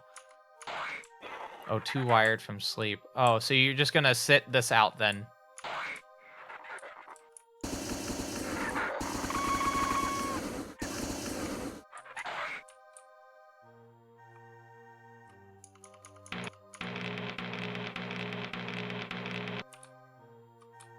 Okay.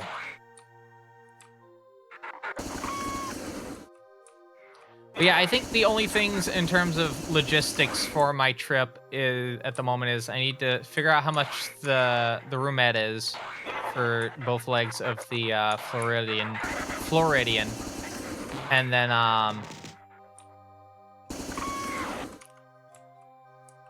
kind of been curious about the Borealis. Currently, it's using the Superliners. Those unaware what I'm talking about with that, the double-decker train cars. For context, for people that are not aware, they used to run, what is it, Horizon cars, and they had to stop using them because of corrosion, which is a nice and gentle way to say they were rusting. So, and even the Amfleets that the Floridian has, that specific type of train car is also starting to experience corrosion as well. Amtrak is moving to, well, trying to move to.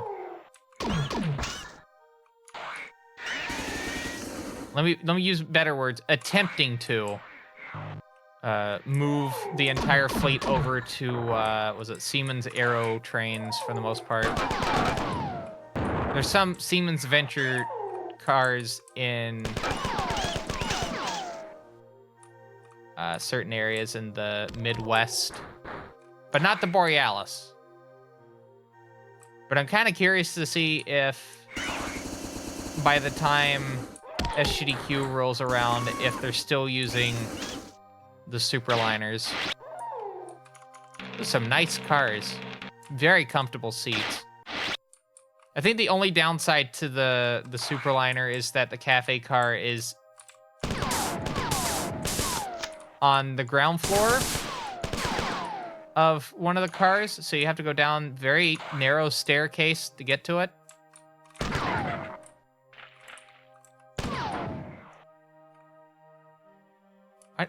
Why did I do this?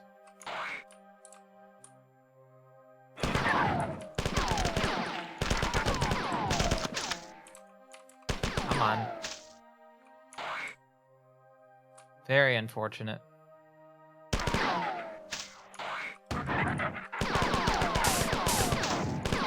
Ah, I didn't connect the grenade.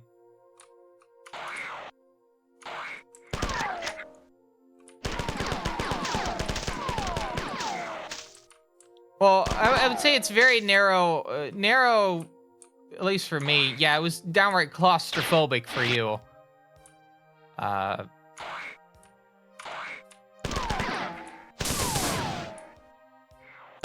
So from what I've been reading, the reason Amtrak's moving away from bi-level train cars for long-distance trains, so basically moving away from the Superliner. And it looks like they're gonna go with single-level cars in the future. We may potentially see like a night jet type of situation in terms of like the sleepers. Some of Amtrak's proposals are available online for you to look over. I kind of like the roomette types that are a bit less than what they are now, but obviously could be a lot cheaper and you can fit a lot more people with sleepers with them. Because like what the Viewliner 2s for like the Floridian are about the same amount of...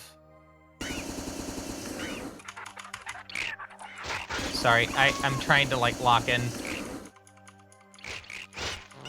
All right, there we go.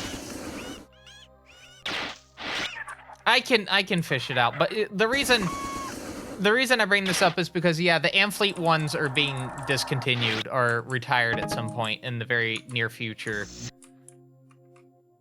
and they're gonna start like swapping those out with whatever new thing. All right, I get to do the cool jump. It's very hard. Because you get like a very narrow strip to actually do it.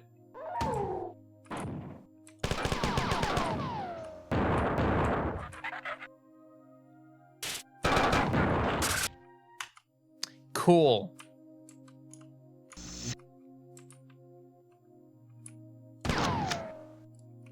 So you can do that on 2 bullets. Also, why did you have to word that like that? Like, I know why you said that, but why did you have to word it like that?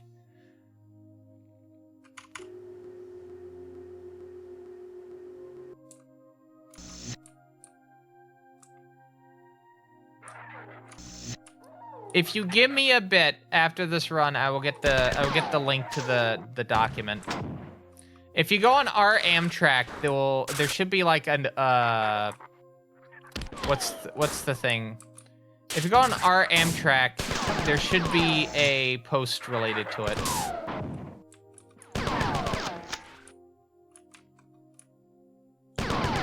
See, I'm talking a lot about it because I think public transit is kind of like neat, and we should have more of it instead of having to rely on.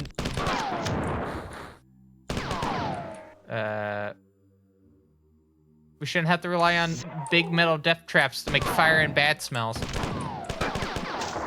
As one Australian would put it.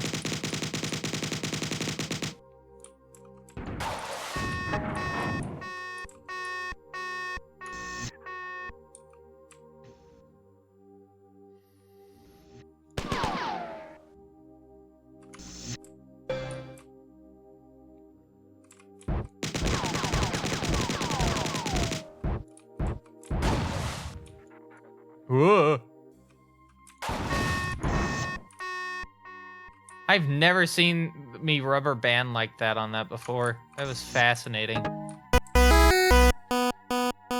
Ah. Okay, we may have one more ad break. I thought I started a little bit after midnight. I think I did. So yeah, that kind of lines up then. So we have one more ad break after this. I thought it was just gonna be the 2, but no, we'll have one more.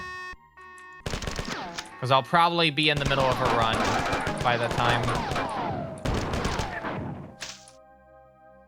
And just as a reminder, that later on this week on Thursday, we'll be taking a look at the newer Marathon.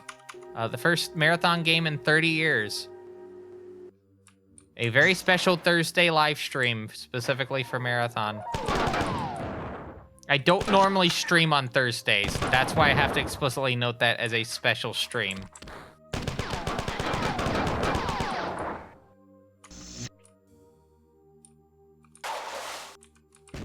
Damn it.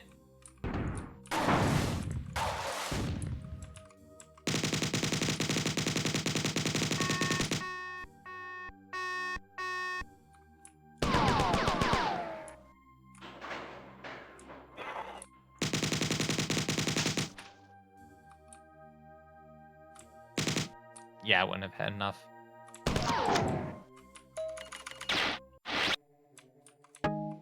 That does mean I have a full set here. Whoa.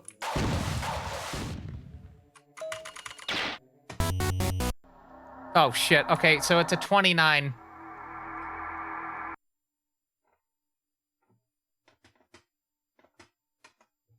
It's a 29. Ignore what it says there. It was a 29. All right. I am going to get up, though, real quick to take a short break. And then we'll do, like, 2 more runs of Marathon. So let's see who actually got the prediction real quick, though, before we go to that break. So it looks like we have... Thrin! If you're in chat, please say hello.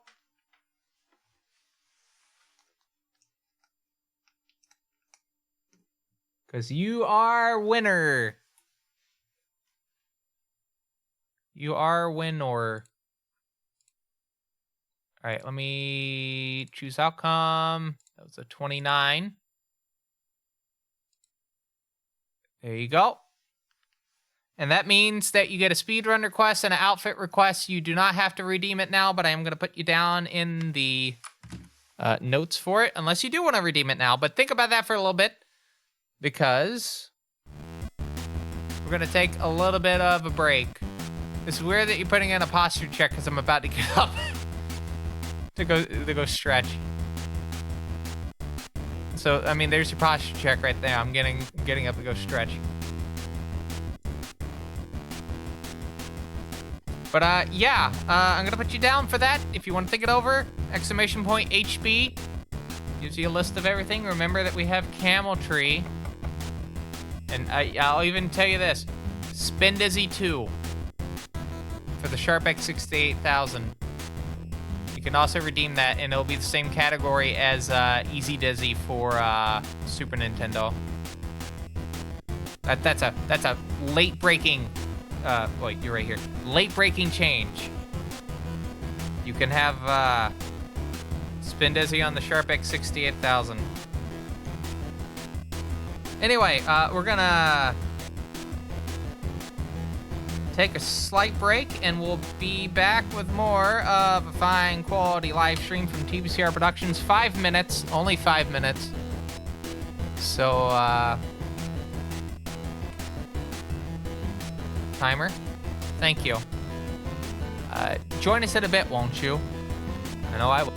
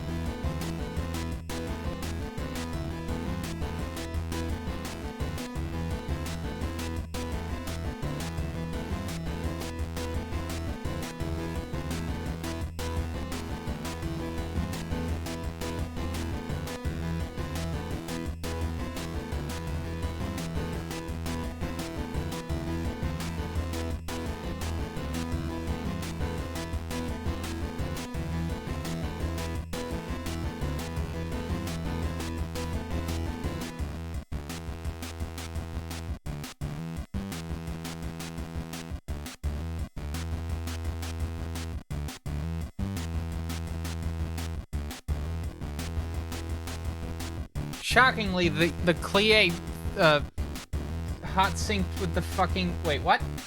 Some of your data was not backed up. Wait, hold on. Hold on, what's going on? That is on the Mac side.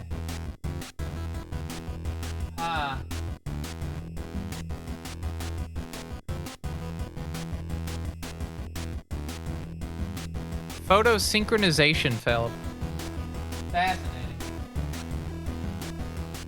I guess I turned that off.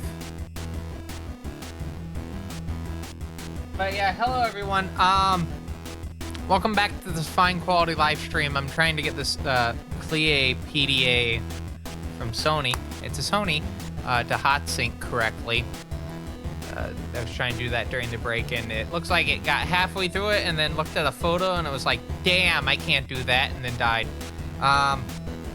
But to answer your question, Chunks, I did not touch a single bit of Modern Marathon over the weekend. In fact, I intentionally did not touch any of Modern Marathon over the weekend. I'm going to wait until Thursday.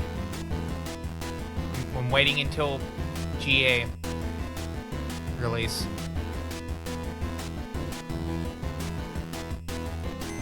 I know that seems silly, but it's also because I haven't set up my PS5 as well. So like, I'm gonna set it up tomorrow so it can, or later today, so it can download the game, because downloads for the game, full version of the game, start today.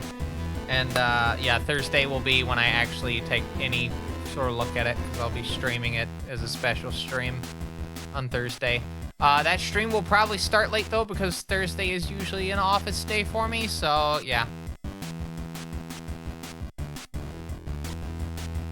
Yeah, I've been hearing the reception of it is pretty good. Pretty good. Oh, I don't have this open. Alright, cool. Sorry, I'm still trying to get the Palm thing working. Maybe I have to turn it off on my on the PDA itself. But yeah, just to let people know that we're in the middle of practicing for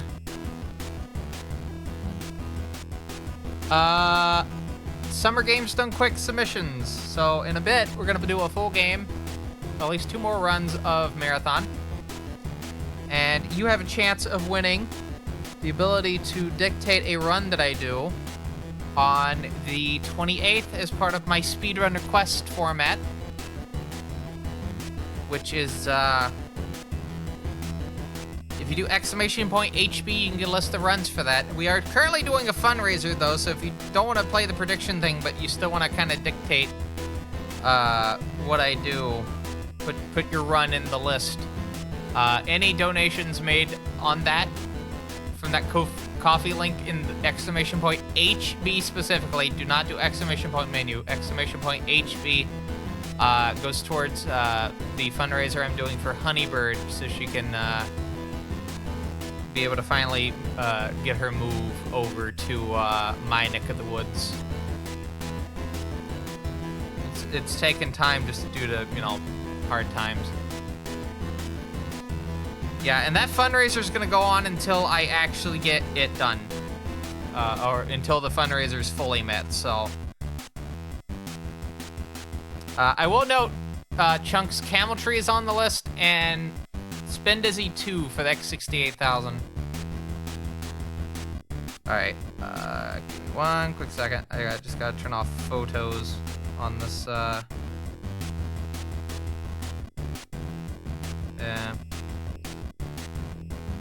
Just turning off photos. Alright, I'm gonna have this go in the background while we're doing this.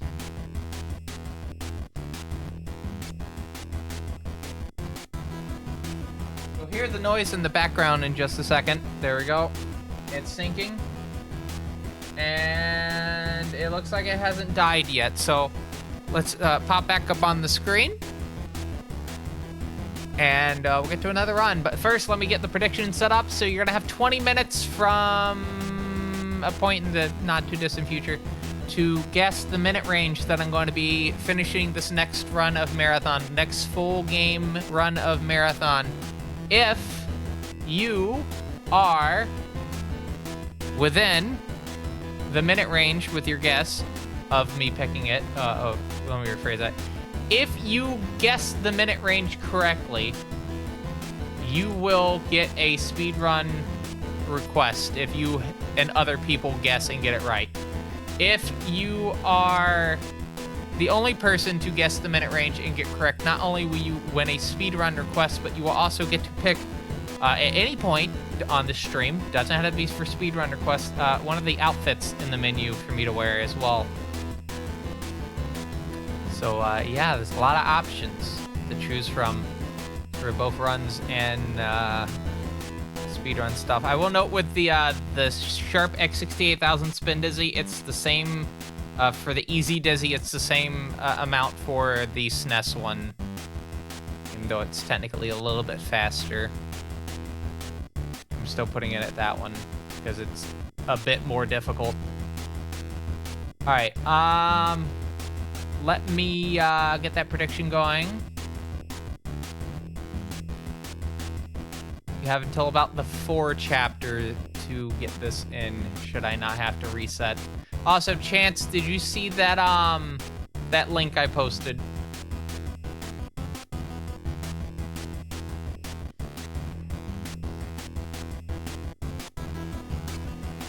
Sorry, I'm trying to get this fucking cable out of the way. There we go. Oh no, it's still in the way. Why is this in the way? I moved it out of the way.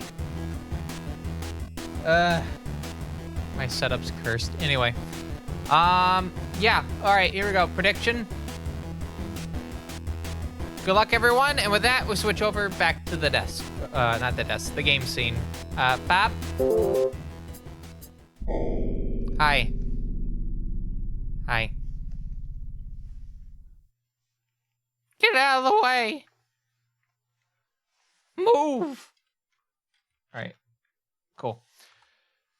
Let me unplug the Sharp's video cable so this machine doesn't go toppling into my monitor.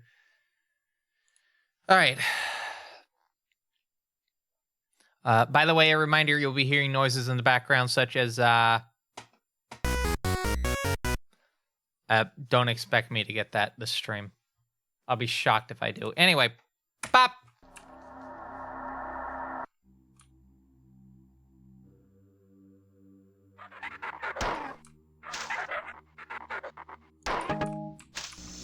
And just as a reminder, later this week, Wednesday, you'll be seeing me boot this Sharp X68000 up as we practice Camel Tree. Also for, I've just decided over the weekend, yeah, I'm submitting that for GDQ.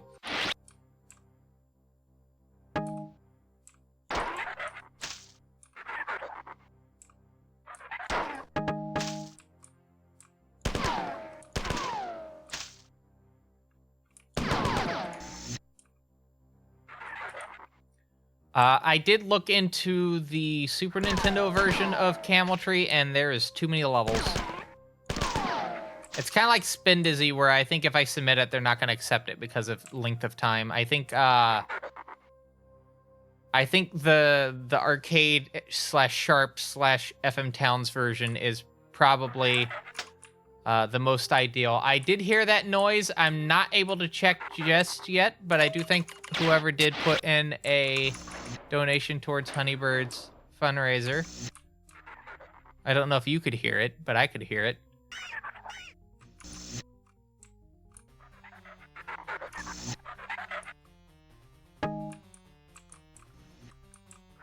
You could not hear it? Sad. But yeah, that was a donation noise. I would like to test the SNES version with the mouse, because I feel like, well, currently I don't have the paddle, right, to play the game, and getting it made is, well, I still gotta get it made. So I'm having to play with just the mouse. And unironically, I think playing it with just the mouse is kind of a gimmick in of itself. You're kind of making the game harder on yourself by using the mouse. And just the mouse.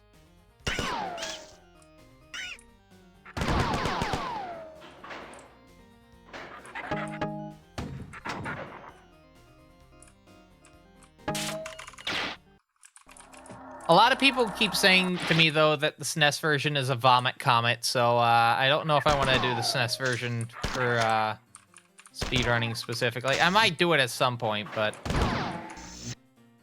yeah, apparently it causes motion sickness for a lot of people.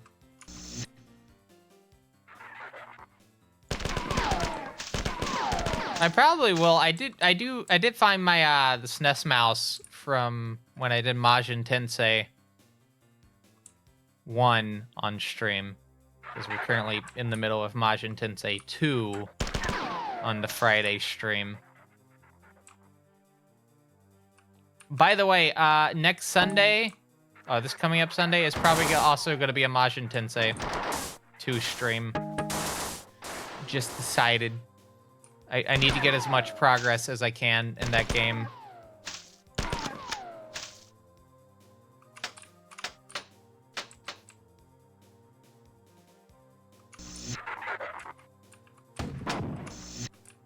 In fact, while we're going through the, I think while we're going through the tactical role-playing games, I think we do need to do at least 2 streams a week for whatever. And once we get into the long, like, dungeon crawlers, we'll have to decide how many streams a week we do for it. But I think for the current moment, while we're doing the tactical role-playing games, which is 2 of them currently, Majin Tensei 2 and another Bible, we need to do 2 Megami Tensei streams a week. Except for speedrun request weekends. I'll have to figure out how that works. And obviously, weekends that I work is kind of out of the question.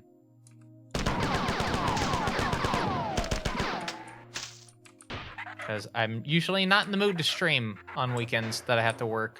Because... kind of sucks, to be honest. I have, like, no motivation after work to really do much of anything.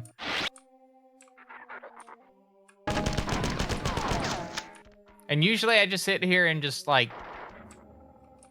relax afterwards.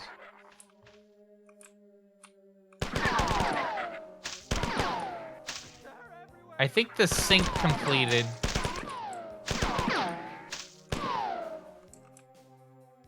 I'm gonna have to look at it in just a second, but I think that hot sync actually completed.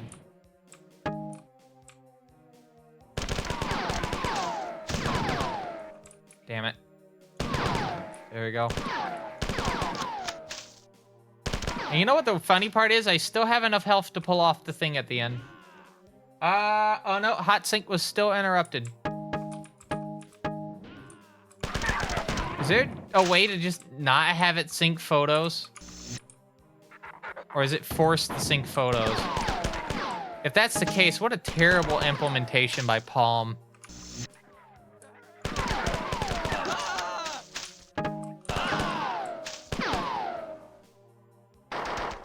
Chance is a pocket PC type of person, and I shared a few days ago about the, what is it, the Palm 700 and 800W stuff. Where you could have a Palm device, but also have a pocket PC at the same time. So it's it's made by Palm, but it runs Windows Mobile and not Palm OS.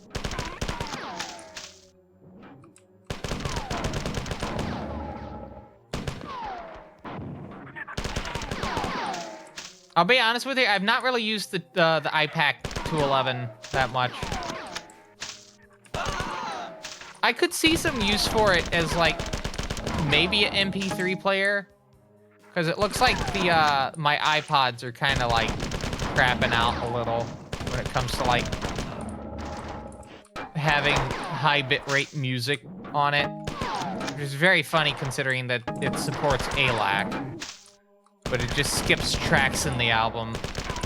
I'm not even like getting to like the song limit, because like you can only have but certain number of songs, right, on an iPod because of the indexing. Once you reach past a certain point, there's quite literally not enough RAM in the system to do the indexing and also hold that, you know, gapless playback chunk as well. So the iPod just crashes. My 4th gen is currently going through that at the moment. I may have to put Rockbox on it. I would like to not put Rockbox on it if I have the option, but I may have to put Rockbox on it. I have a 5th gen, the 5.5 gen, which has the probably the best audio DAC out of all the old iPods. And that is currently, damn it, suffering from the 200, well, it has a 256 gig, like, ZIF drive in it, so quite literally an NVMe, like, storage. But, it's suffering from that thing where it's, like, skipping certain tracks. So, like, a good example is I'm listening to Genesis Live at the Rainbow from 73. And, like, I'll start on the cinema show, right? Oh, no, I'll start on Dancing with the Moonlit Night, and it'll skip the cinema show and just go straight to, I Know What I Like, which is 2 tracks after Dancing with the Moonlit Night. And it's frustrating because it's a full concert, right? Like, complete with all the, like, little interludes in between. And you're just missing, like, big chunks of the concert because of that. I mean, hell, even with, like, I Know What I Like, sometimes it'll, like, have issues even playing that. And it'll just go straight to, what's after I Know What I Like? The musical box, I think? No, Firth the Fifth, and then it's the musical box. You can tell how much I've listened to this live album because I can tell you quite literally the track order. It's a good live album. It's a very good live album. It doesn't have my favorite version of Supper's Ready from the Gabriel era. That's from the, well, I can't even say that. That's like parts of Supper's Ready from the Rainbow show that I really like. But like Lover's Leap and was it Guaranteed Eternal Sanctuary Man from Supper's Ready. I like the 1973 test print of Genesis Live, which comes with that, which does kind of make it a bit odd. It makes it a three-part album or 3-side album. Just does not have a 4th side. Oh well. Test pressing, that's the word.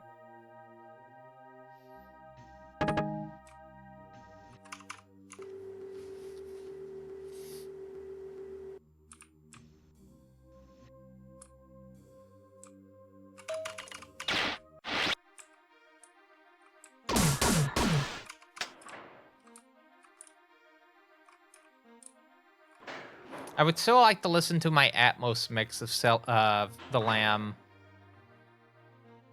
Like, I have the 50th anniversary box set of The Lamb Lies Down on Broadway, and I cannot listen to the Atmos mix because of the fact that I don't own an Atmos setup. Nor do I own headphones that support Dolby Atmos. I have planar magnetics, right? I have the Hi-Fi Man Sundaras. And yes, I have replaced the cord and the ear cups with that.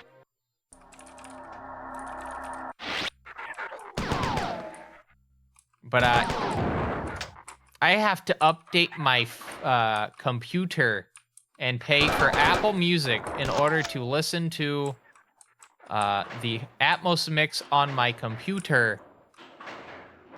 But I have the 50th anniversary collection in person, and I also have a Blu-ray player that I could like listen to it. But if you tried to just listen through the red and white, it doesn't sound right.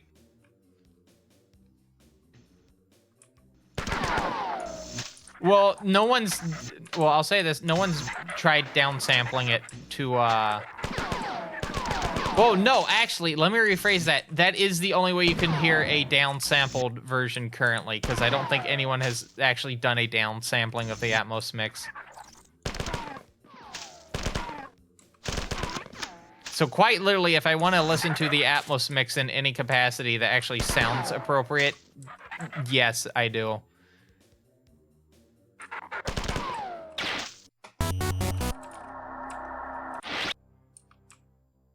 But I am not going to because... bleh. I like actually, you know, buying music. Going to a store, buying music. I know some people would like to not do that, but I do actually like going out and buying music. Especially when I can support the artist directly. Like I did with the Genesis set.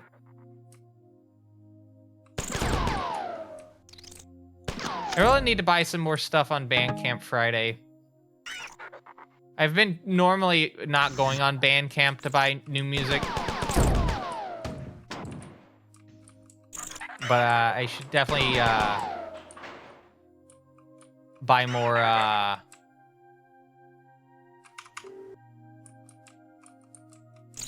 stuff on Bandcamp Friday.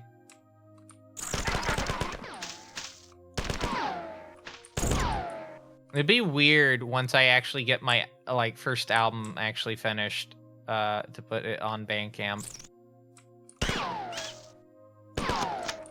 Because just as a reminder, I am like working on an album in the background. It is mostly instrumental music. I need to stress that. If you're expecting going into that to hear me like singing, no.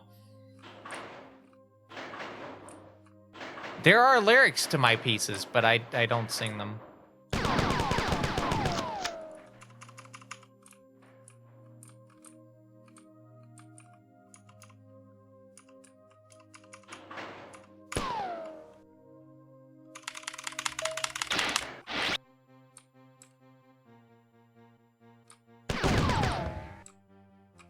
If I have anxiety when it comes to drawing and even trying to do 3D art, you think I'm not gonna have anxiety for singing? Come on. 1-800, are you kidding?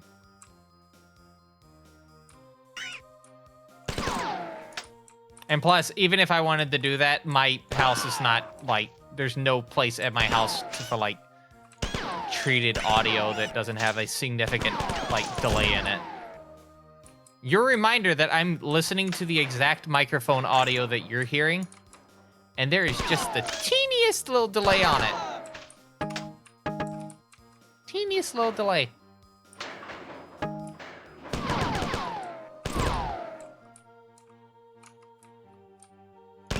I think sometimes it's like 1/10 of a second. There's a 1/10 of a second delay. I could have died if that was an exploding bomb.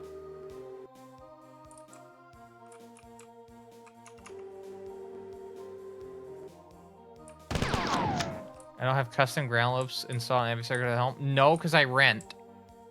If I owned my house, maybe. Maybe I would, but no. While I'm renting, no. That's under the assumption I'll ever be able to afford to buy a house.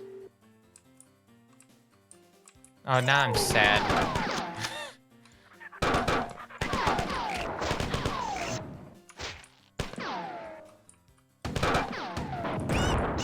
I would like to not get kicked out of my current apartment. It's actually like a pretty nice setup.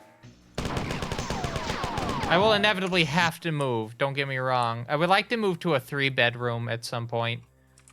Like have a dedicated like stream room and then have a dedicated office / like storage room. I think that would be nice. I would like to have a dedicated room for doing my Cowtown production live streams on. I mean, more ideally, I would like to just have a 2-bedroom house and then just have a entirely dedicated space for doing live streams. That's a crapshoot at this point, because that would involve renting like studio space, and with me just doing that by myself, that's not possible. I would have to like do that with other people, almost certainly.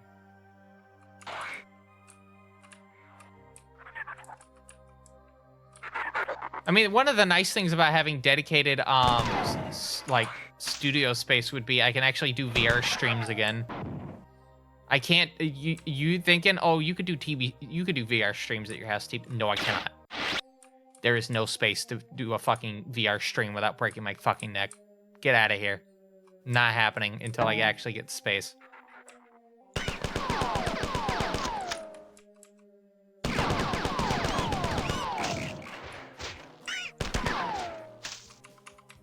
Heartbreaking. This VTuber gets into neck traction live on stream.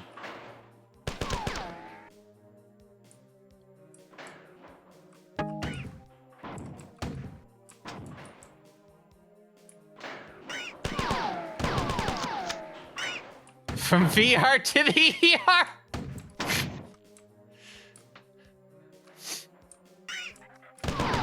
That's right. Oh god, that made me laugh so hard. My earbud like fell out of my ear. Oh no. I wouldn't, because I'd be living it.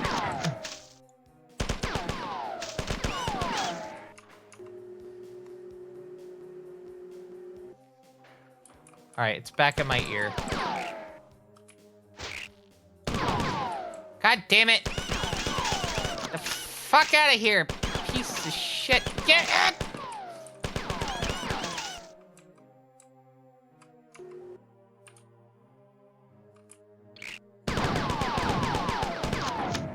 As soon as that moment happened, I noticed on my thing that it said create a clip. Is Twitch trying to imply something here?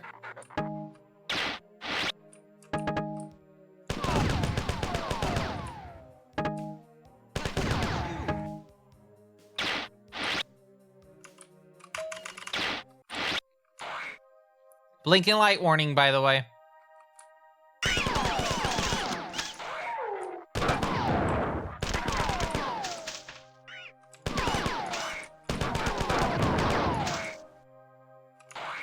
You know, I thought about this, even with my break in speedrunning this game, just slight break.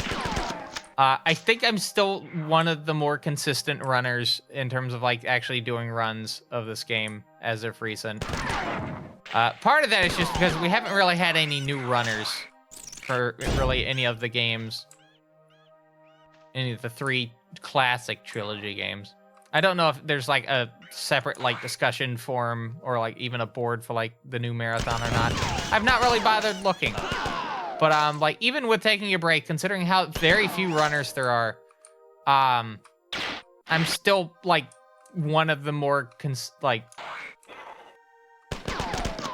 this is still a very common speed game for me. And that's also just because of the fact that I've just not done a lot of speedrunning this year on stream. And that's a little bit of a hard thing, right? I need to not do speedrunning all the time, right? I'm gonna get burnt out if I do that. But I also can't just do nothing but variety stuff. I lose my mind if I just did nothing but one or the other, you know? It's like people that speedrun just one game. Only one game. How do you do it? How do you not get burnt out from this one fucking game? I feel like that would be brightest candle burning, burning fast. I'd get fucking tired if I had to do nothing but Marathon 1. You sat me down and it was okay, you're only allowed to speedrun Marathon 1. Or okay, let's use a more extreme example. Wills. So extreme of an example, I fell off the fucking platform. I keep wanting to run M2, but you hit a wall. then space out, lose interest taking it seriously. What level specifically do you usually see that happening on? And I can tell you probably a way you can get around that wall. There are certain wall levels in Marathon 2. I will just outright say that. Where, like, you get to this and it, like, the learning part of it just fucking sucks.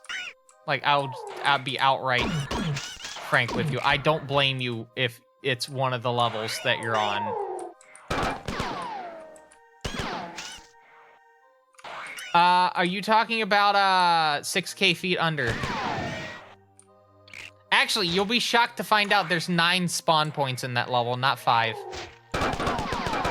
It's the only level with 9 spawn points in the entire trilogy.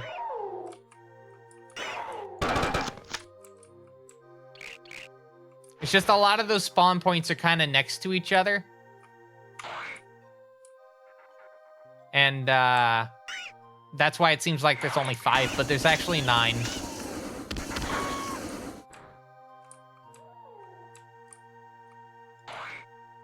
I can actually probably help you with that. I've gotten a lot better at doing that jump to where I could probably...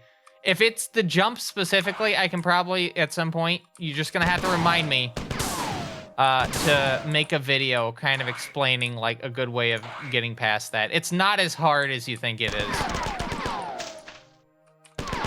It just takes, like, a certain type of, like, timing to it.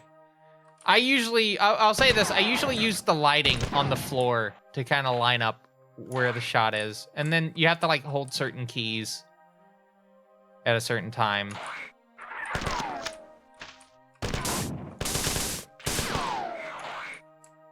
I think this is the positive of speedrunning Marathon 1 and 2 for 10 years at this point. By the way, as a reminder, this is my 10th year of speedrunning Marathon 1 and 2 and Infinity.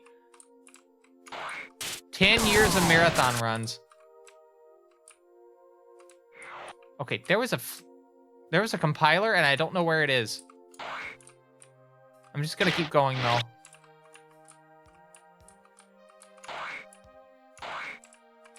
That spooked me, by the way.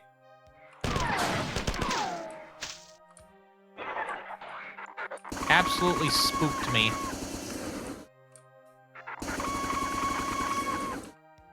Such a good noise. No, you don't.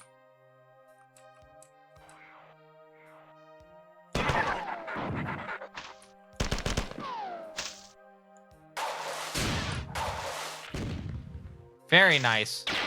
Very nice. That's the most ideal way to do that level, by the way. For that ending, you just get all the enemies out with the 2 rockets, so you don't have to use the AR in any capacity. Good and gold. Good and gold.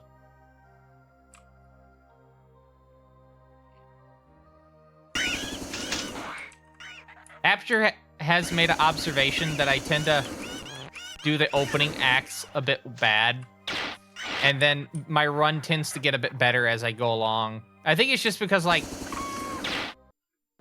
the last, like, act of the game is just, well, the second half of the run is just very kind of straightforward, even though it doesn't seem like it.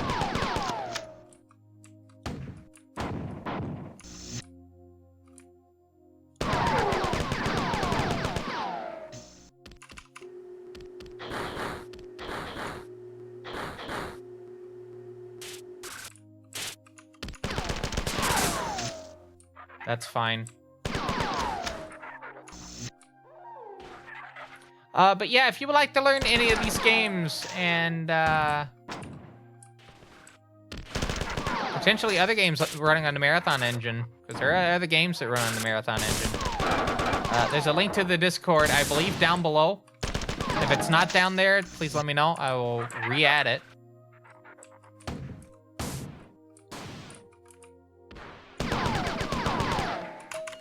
There's also an IRC server as well, so if you don't want to be on Discord the whole time and you just want to focus on, like, text chat and whatnot, we do have a Discord for marathon runs and other communities that you can find.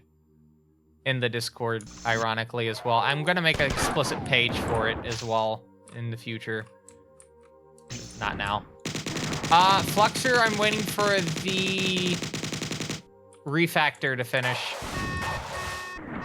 Because they don't have self-hosting documentation up, and apparently it's a pain in the ass to do it currently, so I'm waiting for the refactor to finish before I even remotely consider doing a test server for that.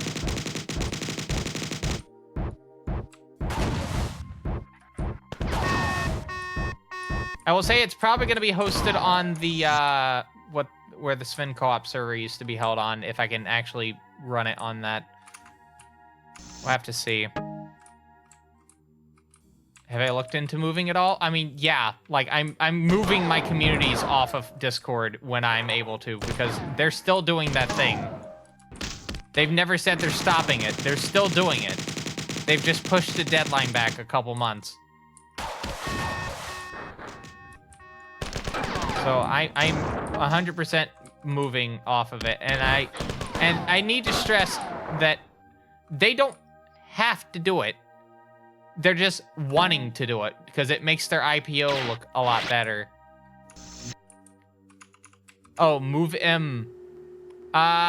No.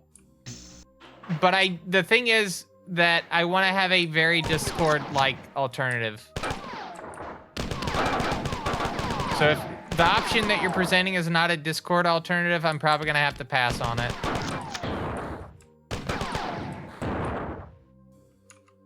Because from what it sounds like, it's like just like an instant messenger, like, kind of like service.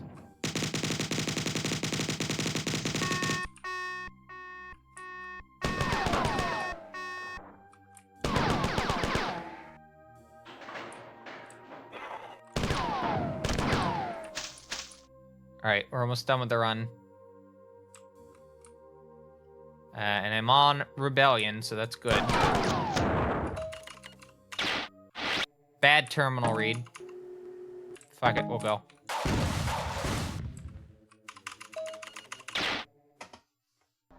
Another 29? Are you kidding me? I can't believe it. Another 29. That's 2 in a row, by the way.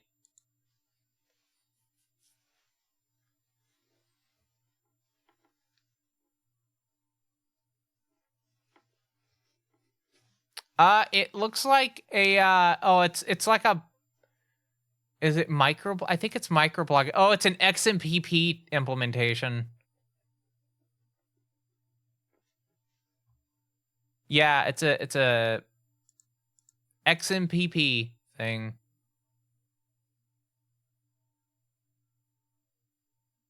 It kind of just looks like a fucking Mastodon-like thing. I'm gonna be honest with you.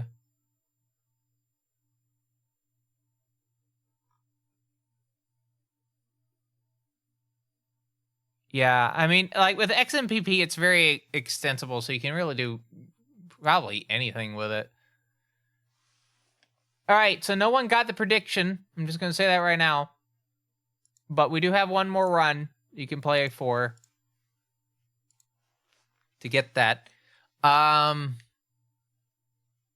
We've already had one winner today. We had Thrin get it on the dot, get the minute range, and won a speedrun and outfit request. So yeah, as we prepare for this last run, a reminder of the rules for this little prediction game. If you and other people get the minute range correct, you will get a speedrun request. If you are the sole person to get it, you will get a speedrun request and outfit request. I heard the noise. I just was not able to check because I was in the middle of the run. So let me check that now. Hello, K-Price. Hope you're doing well. Just quickly go check the coffee.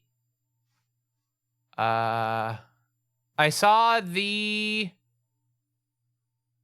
I saw your thing, but I don't know the amount of it for. So I did see the donation. How much did you put in for that donation, Chunks? It was your birthday yesterday? Happy birth. You did not put in $400,000 because that thing would have been already filled up if you did.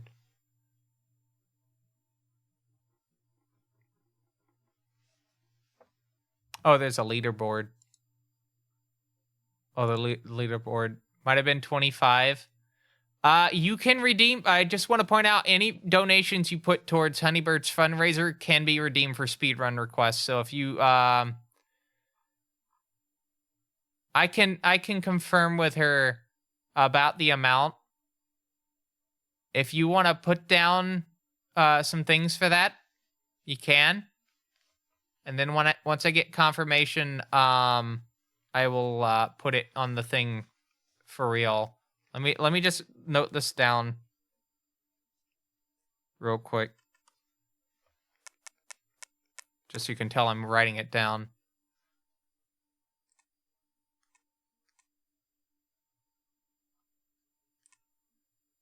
$25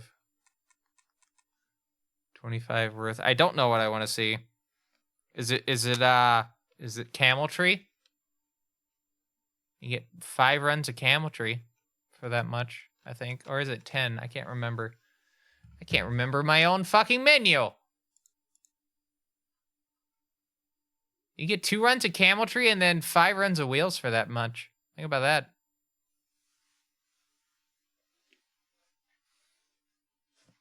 Yeah, 2 runs of Camel Tree and then 5 runs of Wheels. Reminder, Wills and 8-Legged Freaks are $1 a run. All right, anyway.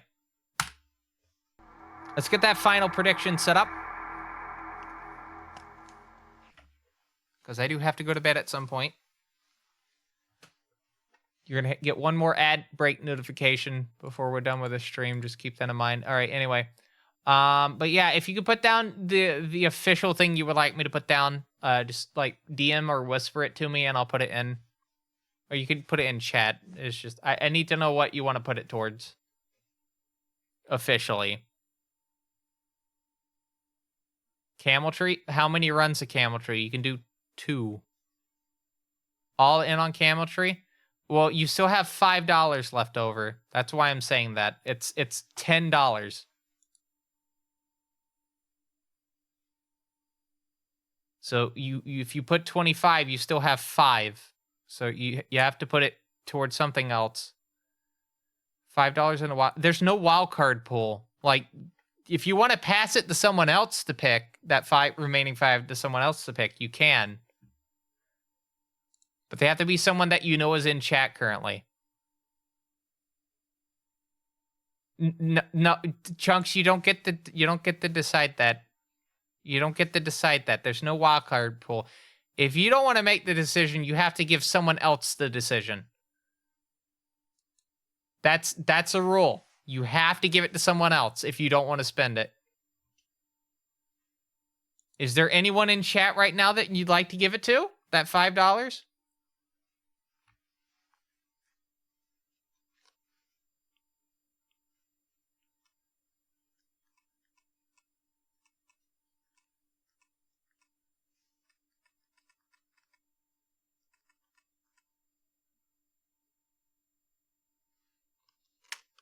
The next person who donates. All right. You heard Chunks. Whoever decides to put in a donation towards Honeybird's fundraiser gets 5 added to it.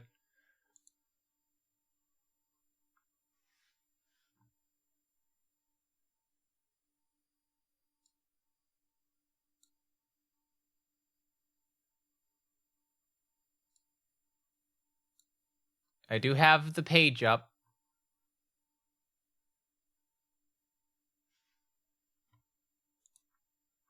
All right. Good luck, everyone. There's someone really determined to vote for 28 minutes.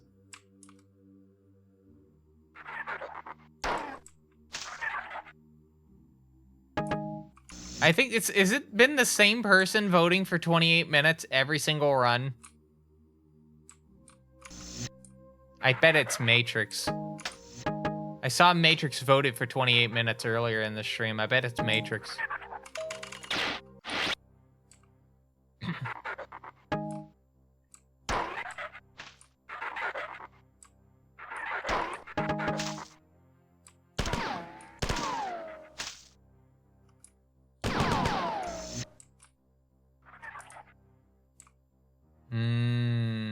It could be anyone.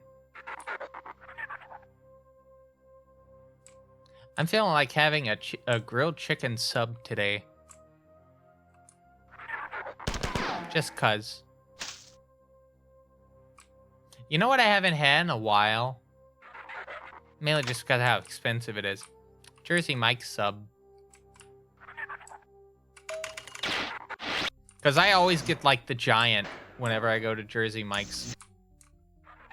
Because it's a good, like, helping of food, right? And I always eat the whole sub. I probably shouldn't be eating the whole sub in one sitting, but, like, I know that's like 2 whole meals right there. But it's a big sub. I could always do, like, Publix.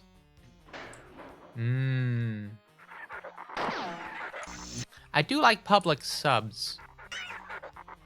They got that ultimate with like the honey mustard, and I'm not a big fan of mustard usually, but like honey mustard I can make an exception for. And their was it cracked peppercorn, kind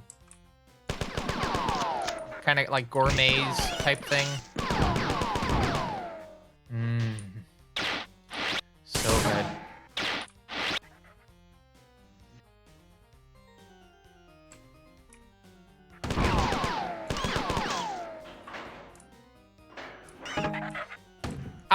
I'm kind of on the opposite side of that. I've not been a big fan of Jimmy John's, Mr. Quackums. I think it's just like the bread. The bread's just not, it just doesn't vibe. I just don't vibe with the bread. Like, the meat selection is fine. It's just the bread. Can't stand the bread.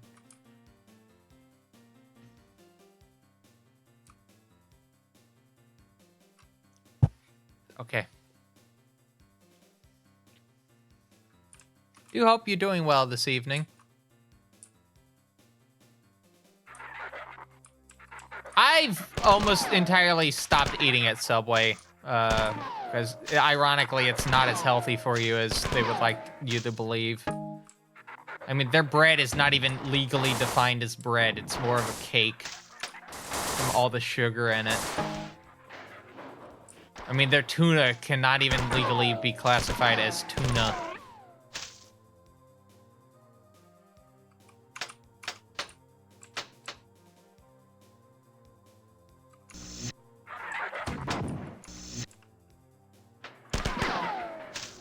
Like, but I will say this, if like someone handed me a Subway sub and it's like, this is your food option, I mean, I'll have it then, but like, I wouldn't go out of my way to buy Subway.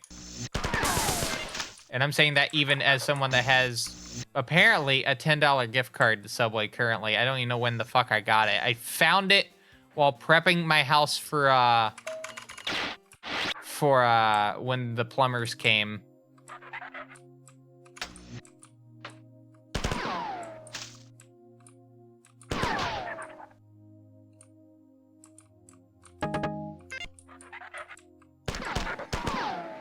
I wouldn't be surprised if I got it for... Oh, I think it actually has Christmas decorations on the card. It's actually right here. Do I have time to check? No, I don't. Yeah, it's got Christmas ornaments on the card. Took a quick glance over there. Fuck! Big time waste, by the way.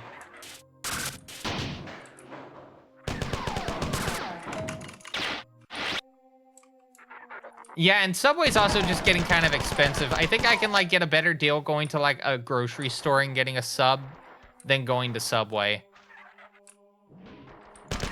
Like, I mean, hell, with Publix, right? You can get a 32-ounce sub, a soup.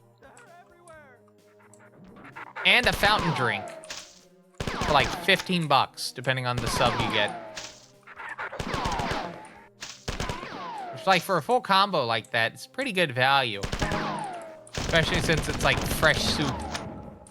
I always like to get, like, the, what is it? I really like their cheddar broccoli. Or broccoli cheddar soup. I also have their, chicken and rice. The chicken and rice is very nice.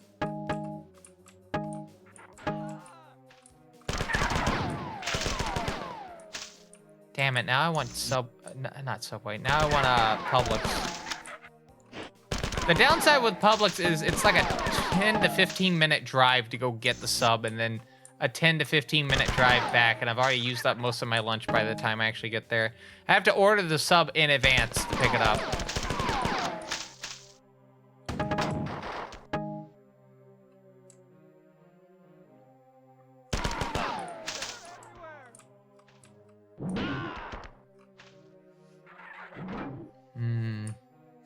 I've decided I'm getting a sub. I just don't know where.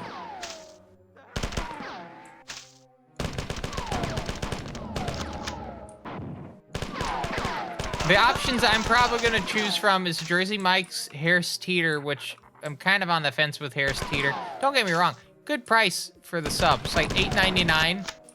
You can get like a club sub for $8.99. Even a Philly cheesesteak for $8.99.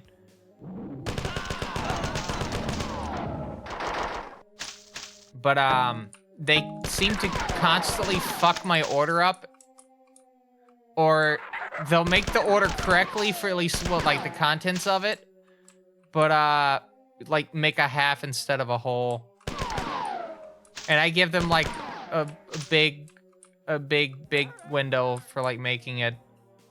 Because I don't want to, like, be like, oh, or make the sub as soon as possible. I'll be there in, like, 10 minutes. No, I try to give them, like, half an hour, like 45 minutes window, you know, before I pick it up, so they don't have to rush to make it, and then I find out they rush to make it. As in, they make it as soon as it comes in, and then it just sits there for like half an hour.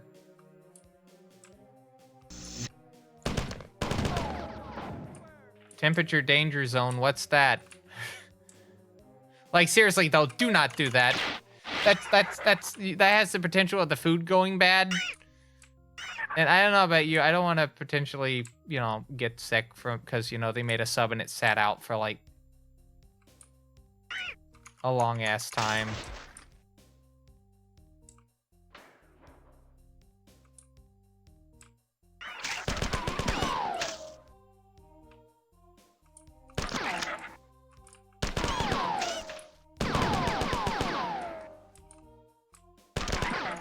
But yeah, Harris Teeter, Jersey Mike's, Publix.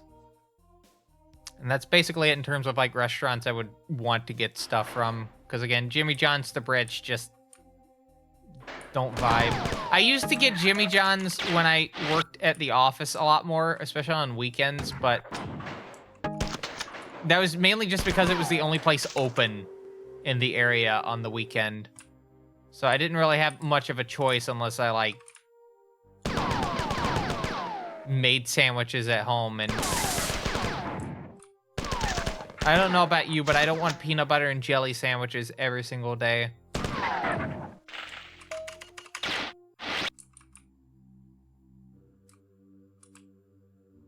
Yeah, but they're not really cooking anything. That's the thing. Like, with a sub there, you're just, like, taking cold meat and you're putting it in, like, on bread, and then maybe you toast it for, like, 30 seconds. I need to also note, I've worked in, like... Okay, time for quote-unquote TBCR lore, because apparently people fucking crave that shit. It's not really lore, it's my life. Lore of someone's life is not lore. Real life information. I used to work at a grocery store, delicatessen. And, like, I actually liked people having, like, giving a window for, like, ordering stuff. That's actually why I do it, specifically. Because normally, half the time, when people put in the order for the sub, they're already halfway there because they fucking ordered it while they were driving.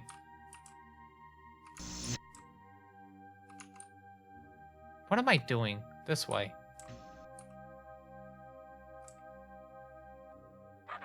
Please don't use your phone while driving, please.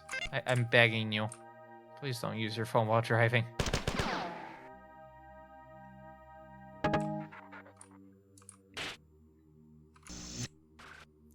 But, like, yeah, I think this comes down to just a thing of, like, some people would like customers to give them a window, some people wouldn't like customers to give a window. There's no absolute to this.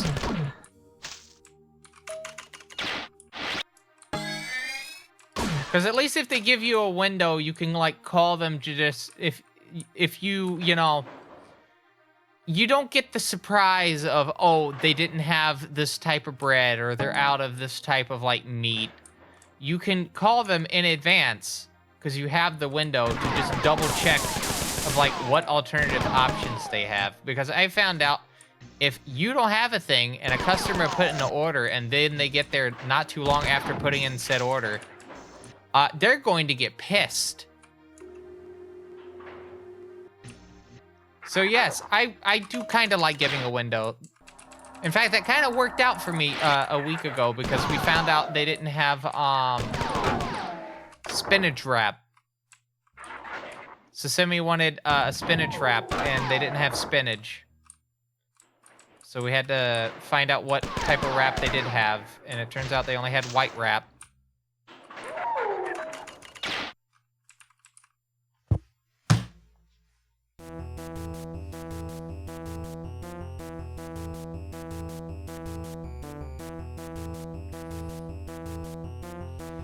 Let us look at what the error was, everyone.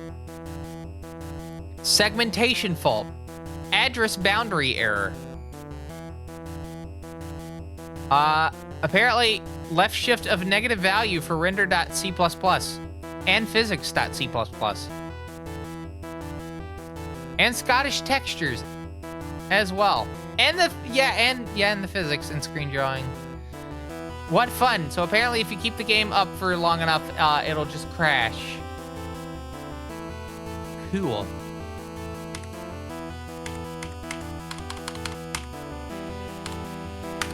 Alright. Predictions are still valid. You can still vote in. But we're cutting back to the desk, to the game now.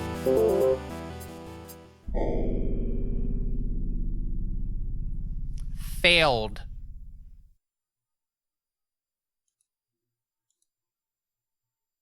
Failed. Okay, no. So I'm gonna go get this going again. Reset timer.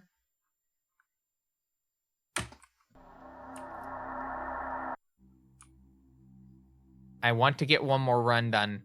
So we are going to play this to completion. If I get another game crash at the end of... boy. I probably need to update Aleph 1. I think there has been a release coming out since. But yeah, I need to, I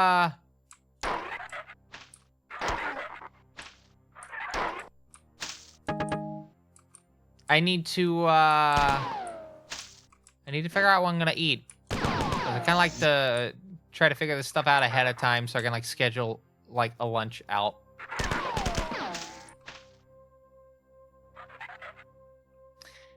I could always go to Costco and get the stuff that I was planning on getting on Wednesday. Get that $1.50 Costco hot dog in me.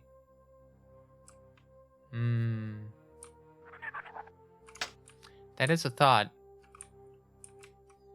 But I'd also rather wait until after my doctor's appointment. which I have to double check the time for. Yeah, I probably should have done that.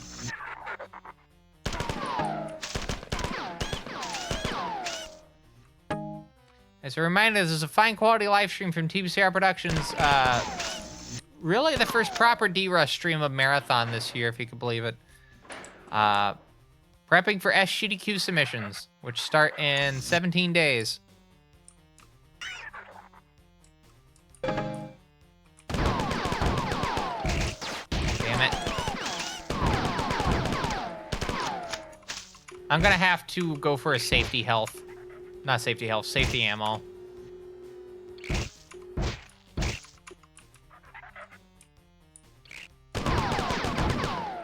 I'm going to have to do a safety, is what I'm getting at. Because notice I'm only on one clip for each, which is not ideal. And I don't get any grenades here.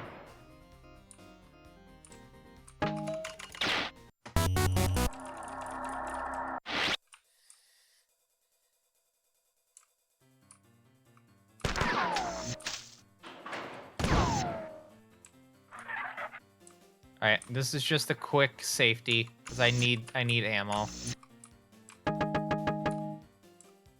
I don't normally do this, and I'm accepting the fact that I'm not getting the cycle for this, but I need the ammo.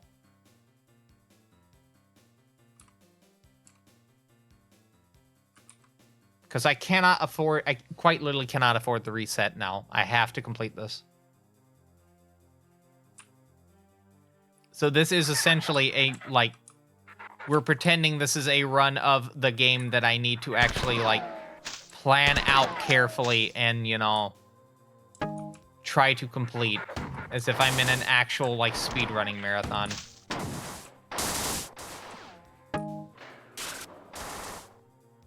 Alright, we're a bit more comfortable now with the ammo.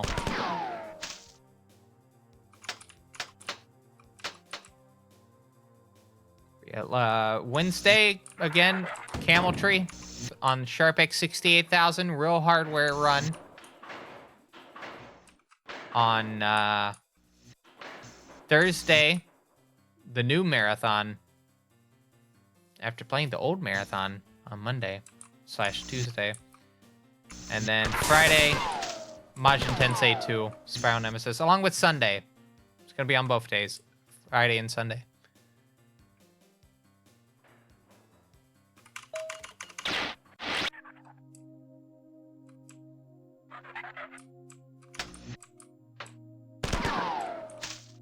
Okay. Let's go here. There we go. Have enough ammo to do the jump. No compiler right there to block me.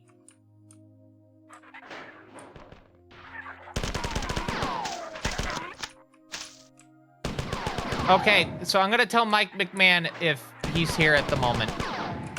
If I get this game in to GDQ, I will bring back Marathon Monday specifically as a recurring feature to do practice for the game. I should note for people, I've kind of stopped doing Marathon Monday as a format because there's only 3 games and there's only so much speedrunning you can do before it just gets a bit too repetitive,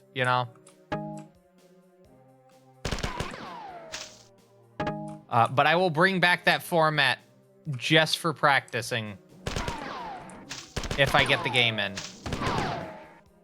It is the last game of the trilogy I need to get into GDQ. I've done 2 on Xbox and Infinity on Aleph 1. So yeah, this is the final game of the 3.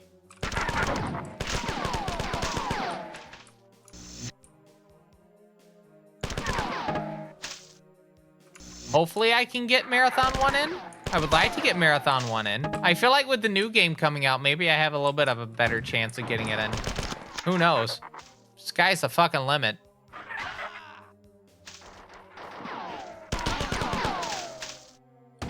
Probably could have jumped up here to save a little bit of time, but I want to kind of keep the health just to be safe in case this part kicks my ass. Sometimes this part can kick my ass. Not all the time. But there is definitely a chance of this part kicking my ass. That Trinoll can definitely deal a bit of a wallop.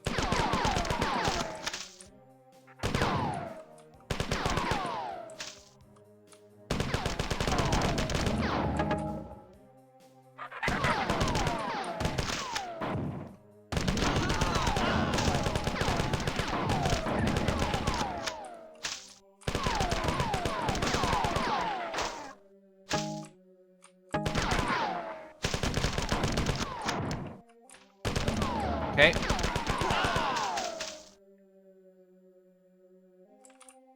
You know, I'm already kind of thinking of what I'm going to name the stream on Thursday.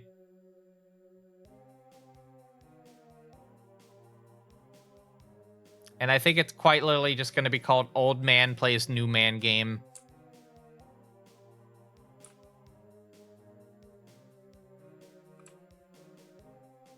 But I'm going to spell it new like everyone's been spelling New Marathon. Funny.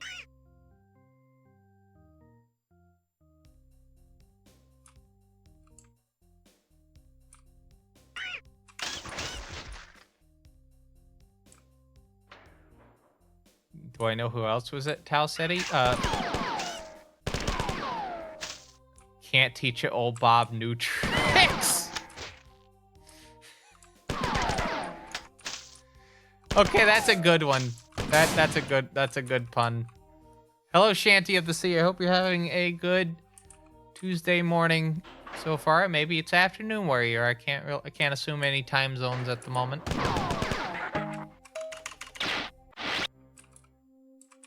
Good running.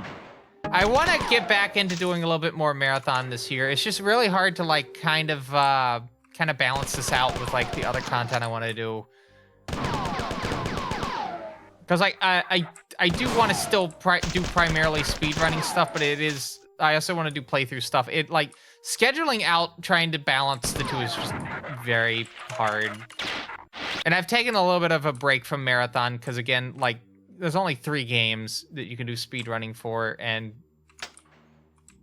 there hasn't really been any new discoveries in the game, so it's just grinding down your PB over and over again. I feel like if there was like new discoveries in this game, I feel like I would definitely like kind of get that light of fire under my ass, you know?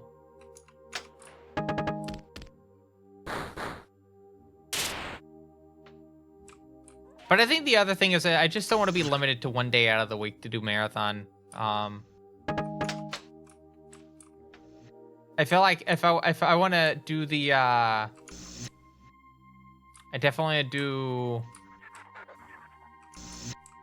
a marathon game when I'm feeling like doing it. I don't want to be, because I feel like doing it on Monday, especially if I have a bad work day, kind of makes it to where I don't feel like doing marathon. Have I played Minotaur or Odyssey? I've played Minotaur like in single player exploration. I've not had really anyone to do multiplayer for Minotaur, and especially on actual hardware because I have old Macs. I did test out Apple Talk on this game, not this game, Infinity, because I wanted to kind of see what the door clip looked like to a second player. Which, luckily, since you can do WASD and, you know, mouse on the Mac version of Infinity, because input sprockets. But I've not played the Paranoid Productions Odyssey game. I know of it, but I've just not played it. I've played Damage Incorporated from the same company. Because that's also on the Marathon engine. That is like the last game on the engine that I haven't done a speedrun for yet, in terms of like retail titles. Damage Incorporated is kind of a nightmare to route. There is a lot that can go wrong in that game. And more often than not, when you get to the, what is it, the cult off the coast of North Carolina, more often than not, you're doing the extermination mission by yourself. And that level is just nightmare-inducing. If your teammates have died prior to you getting to that point.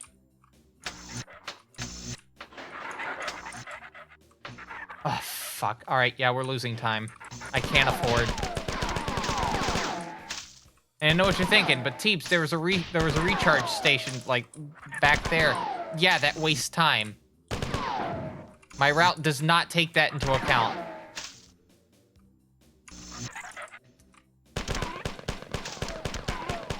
I think of it as like a challenge. I would say Prime Target's definitely like a chaotic game.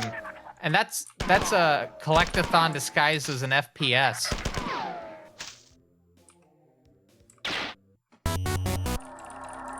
Oh shit. There we go. I have my splits in the background just as a reminder, so you're gonna be hearing noises based off of how well I'm doing. That's the bad noise. That lets you know that I'm behind. But yeah, I will inevitably get Damage Incorporated done. It's just I need to get like a good setup, like hardware setup. Because my XP machines seem to be shitting the bed, and I don't really have a Mac set up to capture, and I don't really want to do emulation for it. I want to do the run on actual hardware just to show, hey, you could speed run this on actual hardware. Here's how you do it. The current thing, there's two things preventing me from doing it on the Mac at the moment. One, I have to buy another ATI Rage card for the Power Mac. The NVIDIA card requires Mac OS 9. I cannot install Mac OS 9 on my Power Mac G4. It just will not work. It will just up and die during the boot if I try to do that. Like, bomb error and everything. And two, that's it. That's actually the main thing. I can't use the NVIDIA card because it requires Mac OS 9. I can't boot into Mac OS 9 because the system quite literally will not run on Mac OS 9. And I'm on the latest firmware for like the bootloader. So like, I don't get why it doesn't want to like let me install it. I have an iBook G3. Why did I do that? I have an iBook G3.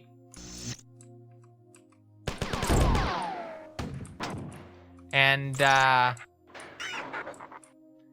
I found out the hard way. You can't actually capture Mac games on laptops like that.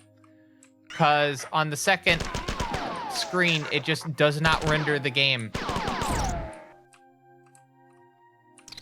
Because the first monitor will stay on, which is, you know, the monitor for the system. And that is the only window that will output to. If you want to capture Marathon on, like, actual hardware... Shit. I'm having a bad time. I'm just gonna reset back to the beginning of this.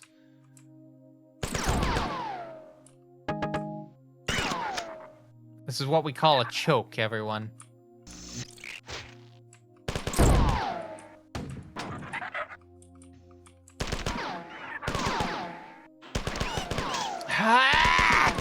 I hate wasps. I hate wasps, both in real life and in this game. Fuck off. Oh my god, hit the fucking switch.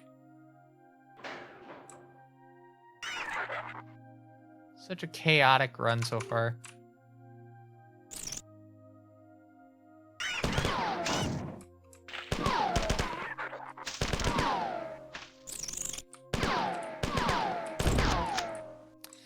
patiently waiting there for me to accidentally grenade myself in the face.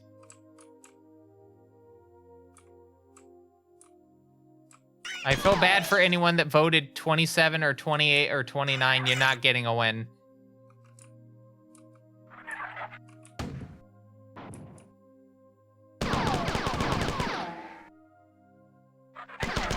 Alright, I need to just wait. This is fine, because it'll give me time to actually drink a beverage. But yeah, like, Marathon is not that hard of a game to learn. If anyone was interested in wanting to learn it, again, there's a link to the Discord for it down below, which also has a link to the IRC server. You can also get a link to that IRC server on my Discord as well, because I also have some IRC channels for my Discord on there as well.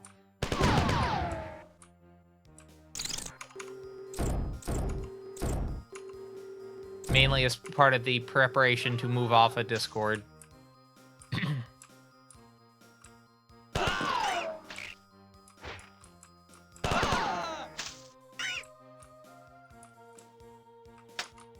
Lamau, just walk straight up there, hit the button. They only wake up on the way back.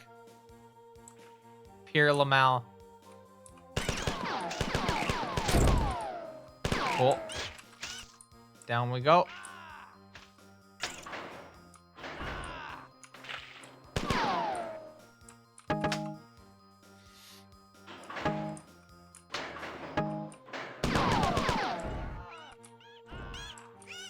Ah, thank goodness. I got very lucky there. Watch as I walk back out and there's gonna be the exploding Bob and I turn the corner, I run straight into them. Huh, no.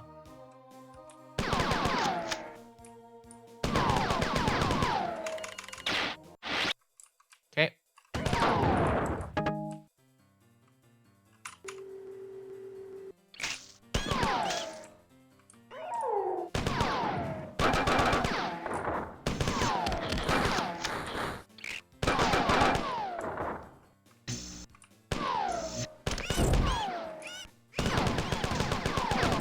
Very nice. Okay, cool. Now that we've locked in a little bit to kind of help get the time back down, I was not paying attention to my health there. I could have had low health and took a death and had to go all the way back to how we quit him. Holy shit, I'm 6 minutes behind. Yeah, this is kind of a bad run. Kind of a bad run. I can tell by the split and from seeing quite a few bad runs in my time.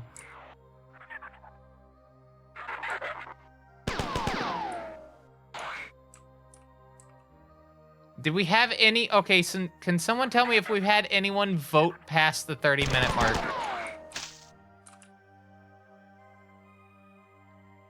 Because all the votes in the 20-minute range. 20 minutes range.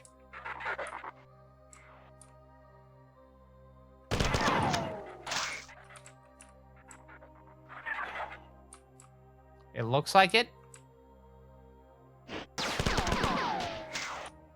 I might have to check while I go up the elevator on this level. 26, 27, and 28. Oof. I feel bad for people that did that. Because you ain't winning. And I don't think I can just come in from behind and, like, get a good time. Yeah, look at that. 9:53 projected. Nobody won. Unless I, like, discover some, like, wild time save within, like, the next 5 minutes. Just by accident.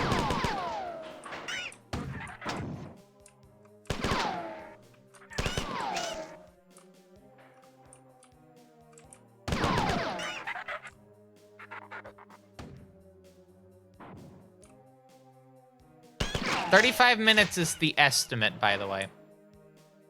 Cosmic bit flipping coming. If only. We have a higher chance of the game just crashing. Or having that funny hard lock issue where I, like, teleport out on the last frame, it just freezes. Thank God it's you. It has happened on this level. I think it was one of the funniest resets I've had before. This room used to just outright crash the game, like, to desktop. For the longest time.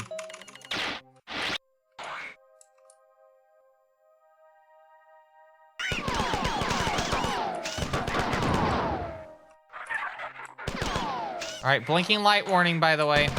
For the final time tonight. This is until we get out of the 4-ship levels. Thank God it's you. Thank God it's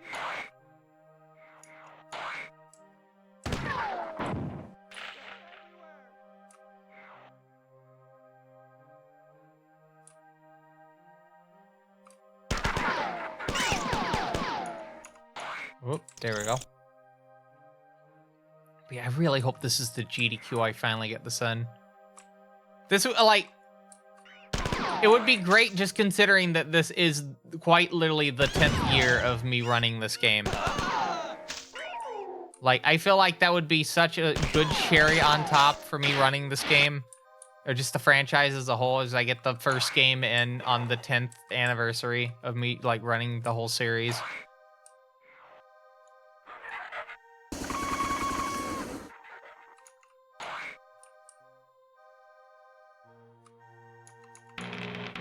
Well, they've done the other two. I did Marathon 2 first. Well, Marathon Durandal specifically on the Xbox. And then I did Infinity all main levels. Aperture did Infinity any percent at SGDQ 2017. Any percent has not been in the event for 8 years at this point. 9 years at this point. For Infinity. Marathon 1 has not had an appearance on the GDQ stage at all. But I'm hoping that since the new game is coming out and maybe people are, I feel like there were Destiny speedruns. There's going to be people doing this as well.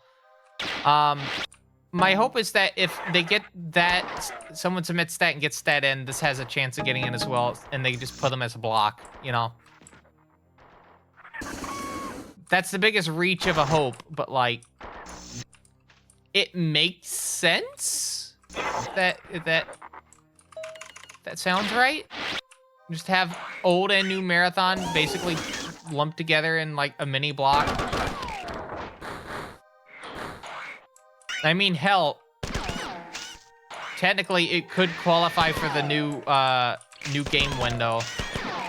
So... And there is a section on the Discord for the 2026 marathon. We'll note that.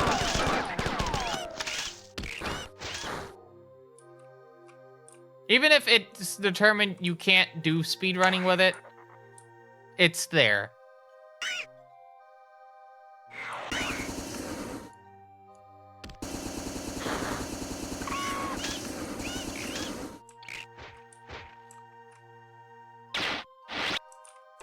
It'll be probably the only time I actually submit a game if I decide to, like, learn anything with it. It'll be the only time I ever do the new game window. I don't buy a lot of new games. Like, I think the last new game that was streamed on here was Metaphor. Refantasio. New games are expensive. I mean, technically, they've been around the same price as they've always been. I mean, even back in the, like, 80s, NES games were, like, 60, 70, 80 bucks. But, like, technically, yeah, considering cost of living going up, they're expensive. They're expensive in different ways, you know? Like, the price has been kind of roughly the same for, like, AAA titles, but... In fact, I think they kind of went down in the 2000s.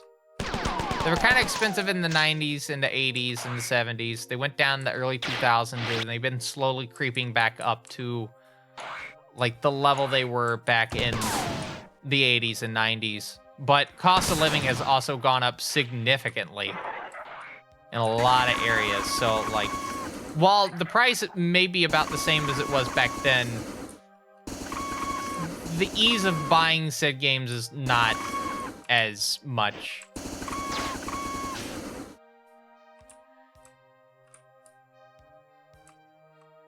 Yeah. That's more or less what I was kind of getting at, but probably worded it poorly.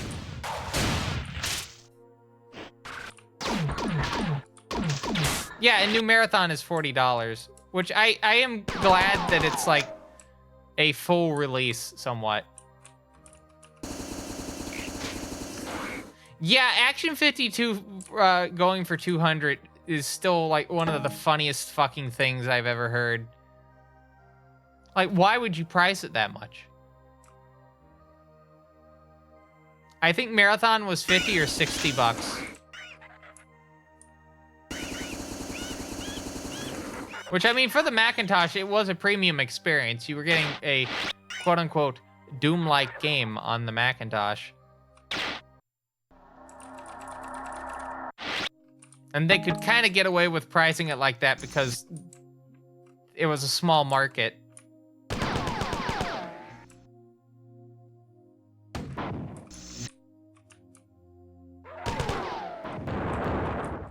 I got 2 for the price of 1. Pun unintended. Yeah, Marathon was $70. Not nice at all.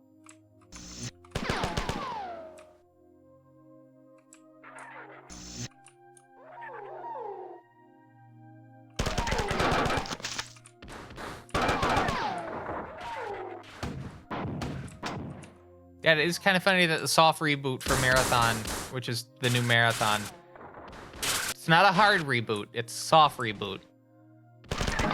Is cheaper than the original Marathon was back when it came out in the 90s.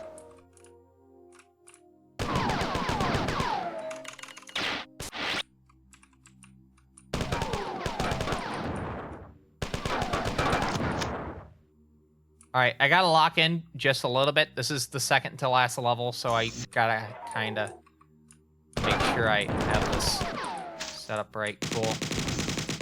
Okay, doke, friend. Have a good night. By the way, do let me know whenever what you want to put your speedrun and outfit request towards. You can definitely hold on to it, though. But definitely let me know before the 28th if you want to make sure it's locked in.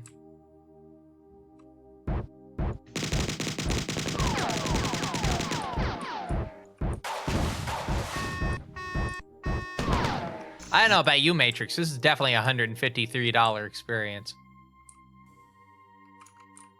Not joking. Like, this game is actually pretty neat. No hit scan in 1994 on a 68K processor.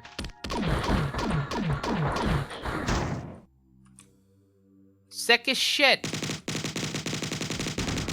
Again, reminder for people that are unaware, there is no hit scan in the Marathon trilogy. It is all actual projectiles flying in the air and making contact with enemies. There is no hit scan. The engine does not support it.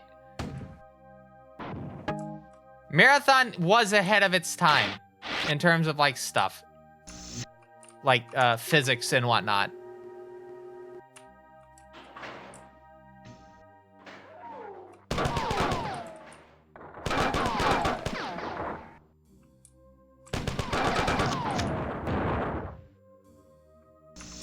That stuff is why this game is, like, cool to speedrun.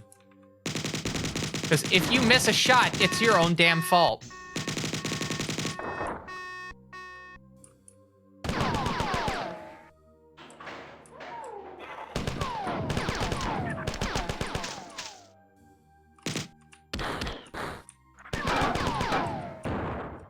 I think I have enough to finish. I'm gonna do that to be safe. All right, final level. All right, here we go.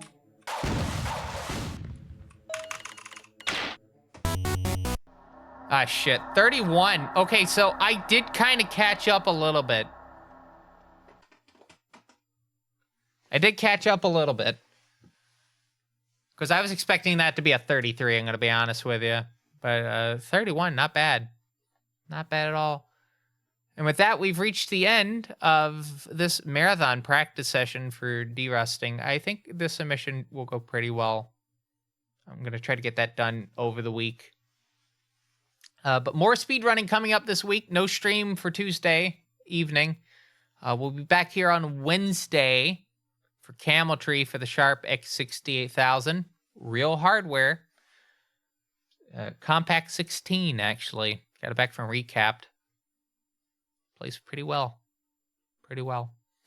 And then on Thursday, we'll have the new marathon. And then on Friday, we will do Majin Tensei 2 Spiral Nemesis on the Superb Famicom. Session 8, I believe. Let me check my PDA here. Is it session 8? Yes. Session 8.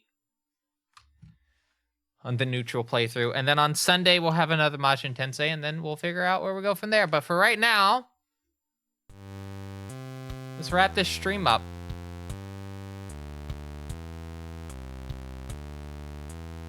And I'll pick that outcome, just so we can get that out of the way. 31. There we go. But yeah, I do want to thank everyone for stopping by for this marathon stream. I know I started kind of late, but we can blame Spectrum for that because my internet was cutting in and out a lot. But at least we were able to get the stream going. I got some practice done. Anyway, on that note, let's use live on twitch.tv this morning. It is 3:44 a.m. My ass needs to be in bed. I'll get to bed at some point. Oh, Ruby's live. We'll I think we'll raid Ruby. Yeah, we'll raid Ruby. Who's doing some VTuber cards, sleeving them at the moment. Did they just stop? I'm gonna be devastated. Yeah, there's some pretty good runs. I will agree with that. It's pretty good runs. I think Ruby just stopped. Yeah, Ruby just stopped. Alright, there's no one live right now. I guess we'll send you over to GDQ TV. Yeah, GDQ TV. The current run playing at the moment is Ori and the Blind Forest. It just started. It's the one from AGDQ 2025. So while I get you set up to send over there, just as a note, if you'd like to keep update with this fine quality live stream, you're not doing it at the moment. Thought the stream was pretty neat. Maybe you want to watch more in the future. Maybe you want to see some speed runs. Maybe see some weird formats. Sometimes I do proper variety stuff. No React content, but I do some variety stuff, like trying to learn to art. And some more stuff alongside that, like playthroughs of the Atlas's Megami Tensei franchise and some other games. Make sure you hit that follow button. We do try to stream at least 3 days out of the week. Monday, Wednesday, and Friday. Monday and Wednesday being whatever the hell I feel like doing. Friday is Megami Tensei specifically. And then Saturday or Sunday, but maybe both. Maybe. We have a bonus stream where I do whatever, but is normally kind of reserved for special formats, sometimes like dungeons or speedrun request, which that is a little mini marathon. Let's see what else we got here. Oh yeah, if you're following on here, make sure you also join the Fine Quality Discord while it's still on there. We'll be moving that at some point. We have a bunch of content channels, such as Megami Tensei, European and Japanese home computers. We have a speedrunning channel. There's a lot of tech channels because I am in the tech industry. So we like to talk about the Windows hellscape, the more Mac hellscape. It's about as much of a hellscape as Windows at this point. And Linux, along with learning how to use Linux, because Linux is a very complex thing, I should know from experience. And then we have, music, games, and whatnot. If you're a supporter of the Fine Quality live stream via Twitch sub or recurring $5 or $10 coffee membership, you get access to a supporter lounge, which has bonus content, including extra videos. YouTube video previews for whatever I do publish. Work in progress prints. I worded this very weirdly. And more. And if you're a supporter of the $10 tier on the coffee, you get access to a poll. So you get to sway a little bit what I do. Or you get to narrow down the choices of what I get to do. And then you also get your name at the end of any YouTube videos I publish, including the next one coming up. You can find a link to that coffee down below. There's also a throne if you'd like to buy an item for the fine quality live stream. It is my to-do list, but if you want to beat me to the punch, any contributions towards that is greatly appreciated, and I'll shout you out on stream. And then there's also fine-quality.website, the official TVCR website. We have social media at the top of it, stream embed in the middle. Check your extensions if you don't see it. Privacy Badger and ad block usually kind of prevent that from showing. More particularly Privacy Badger, so exempt it for that site. And then contact information and coaster credits at the bottom. With that in mind, I'm going to send you over to watch Ori and the Blind Forest. My name is TBCR. I hope you have a good rest of your Tuesday, and I'll see you back here Wednesday night with Camel Tree on an actual Sharp X68000. I'm staring at it right now. Bye-bye.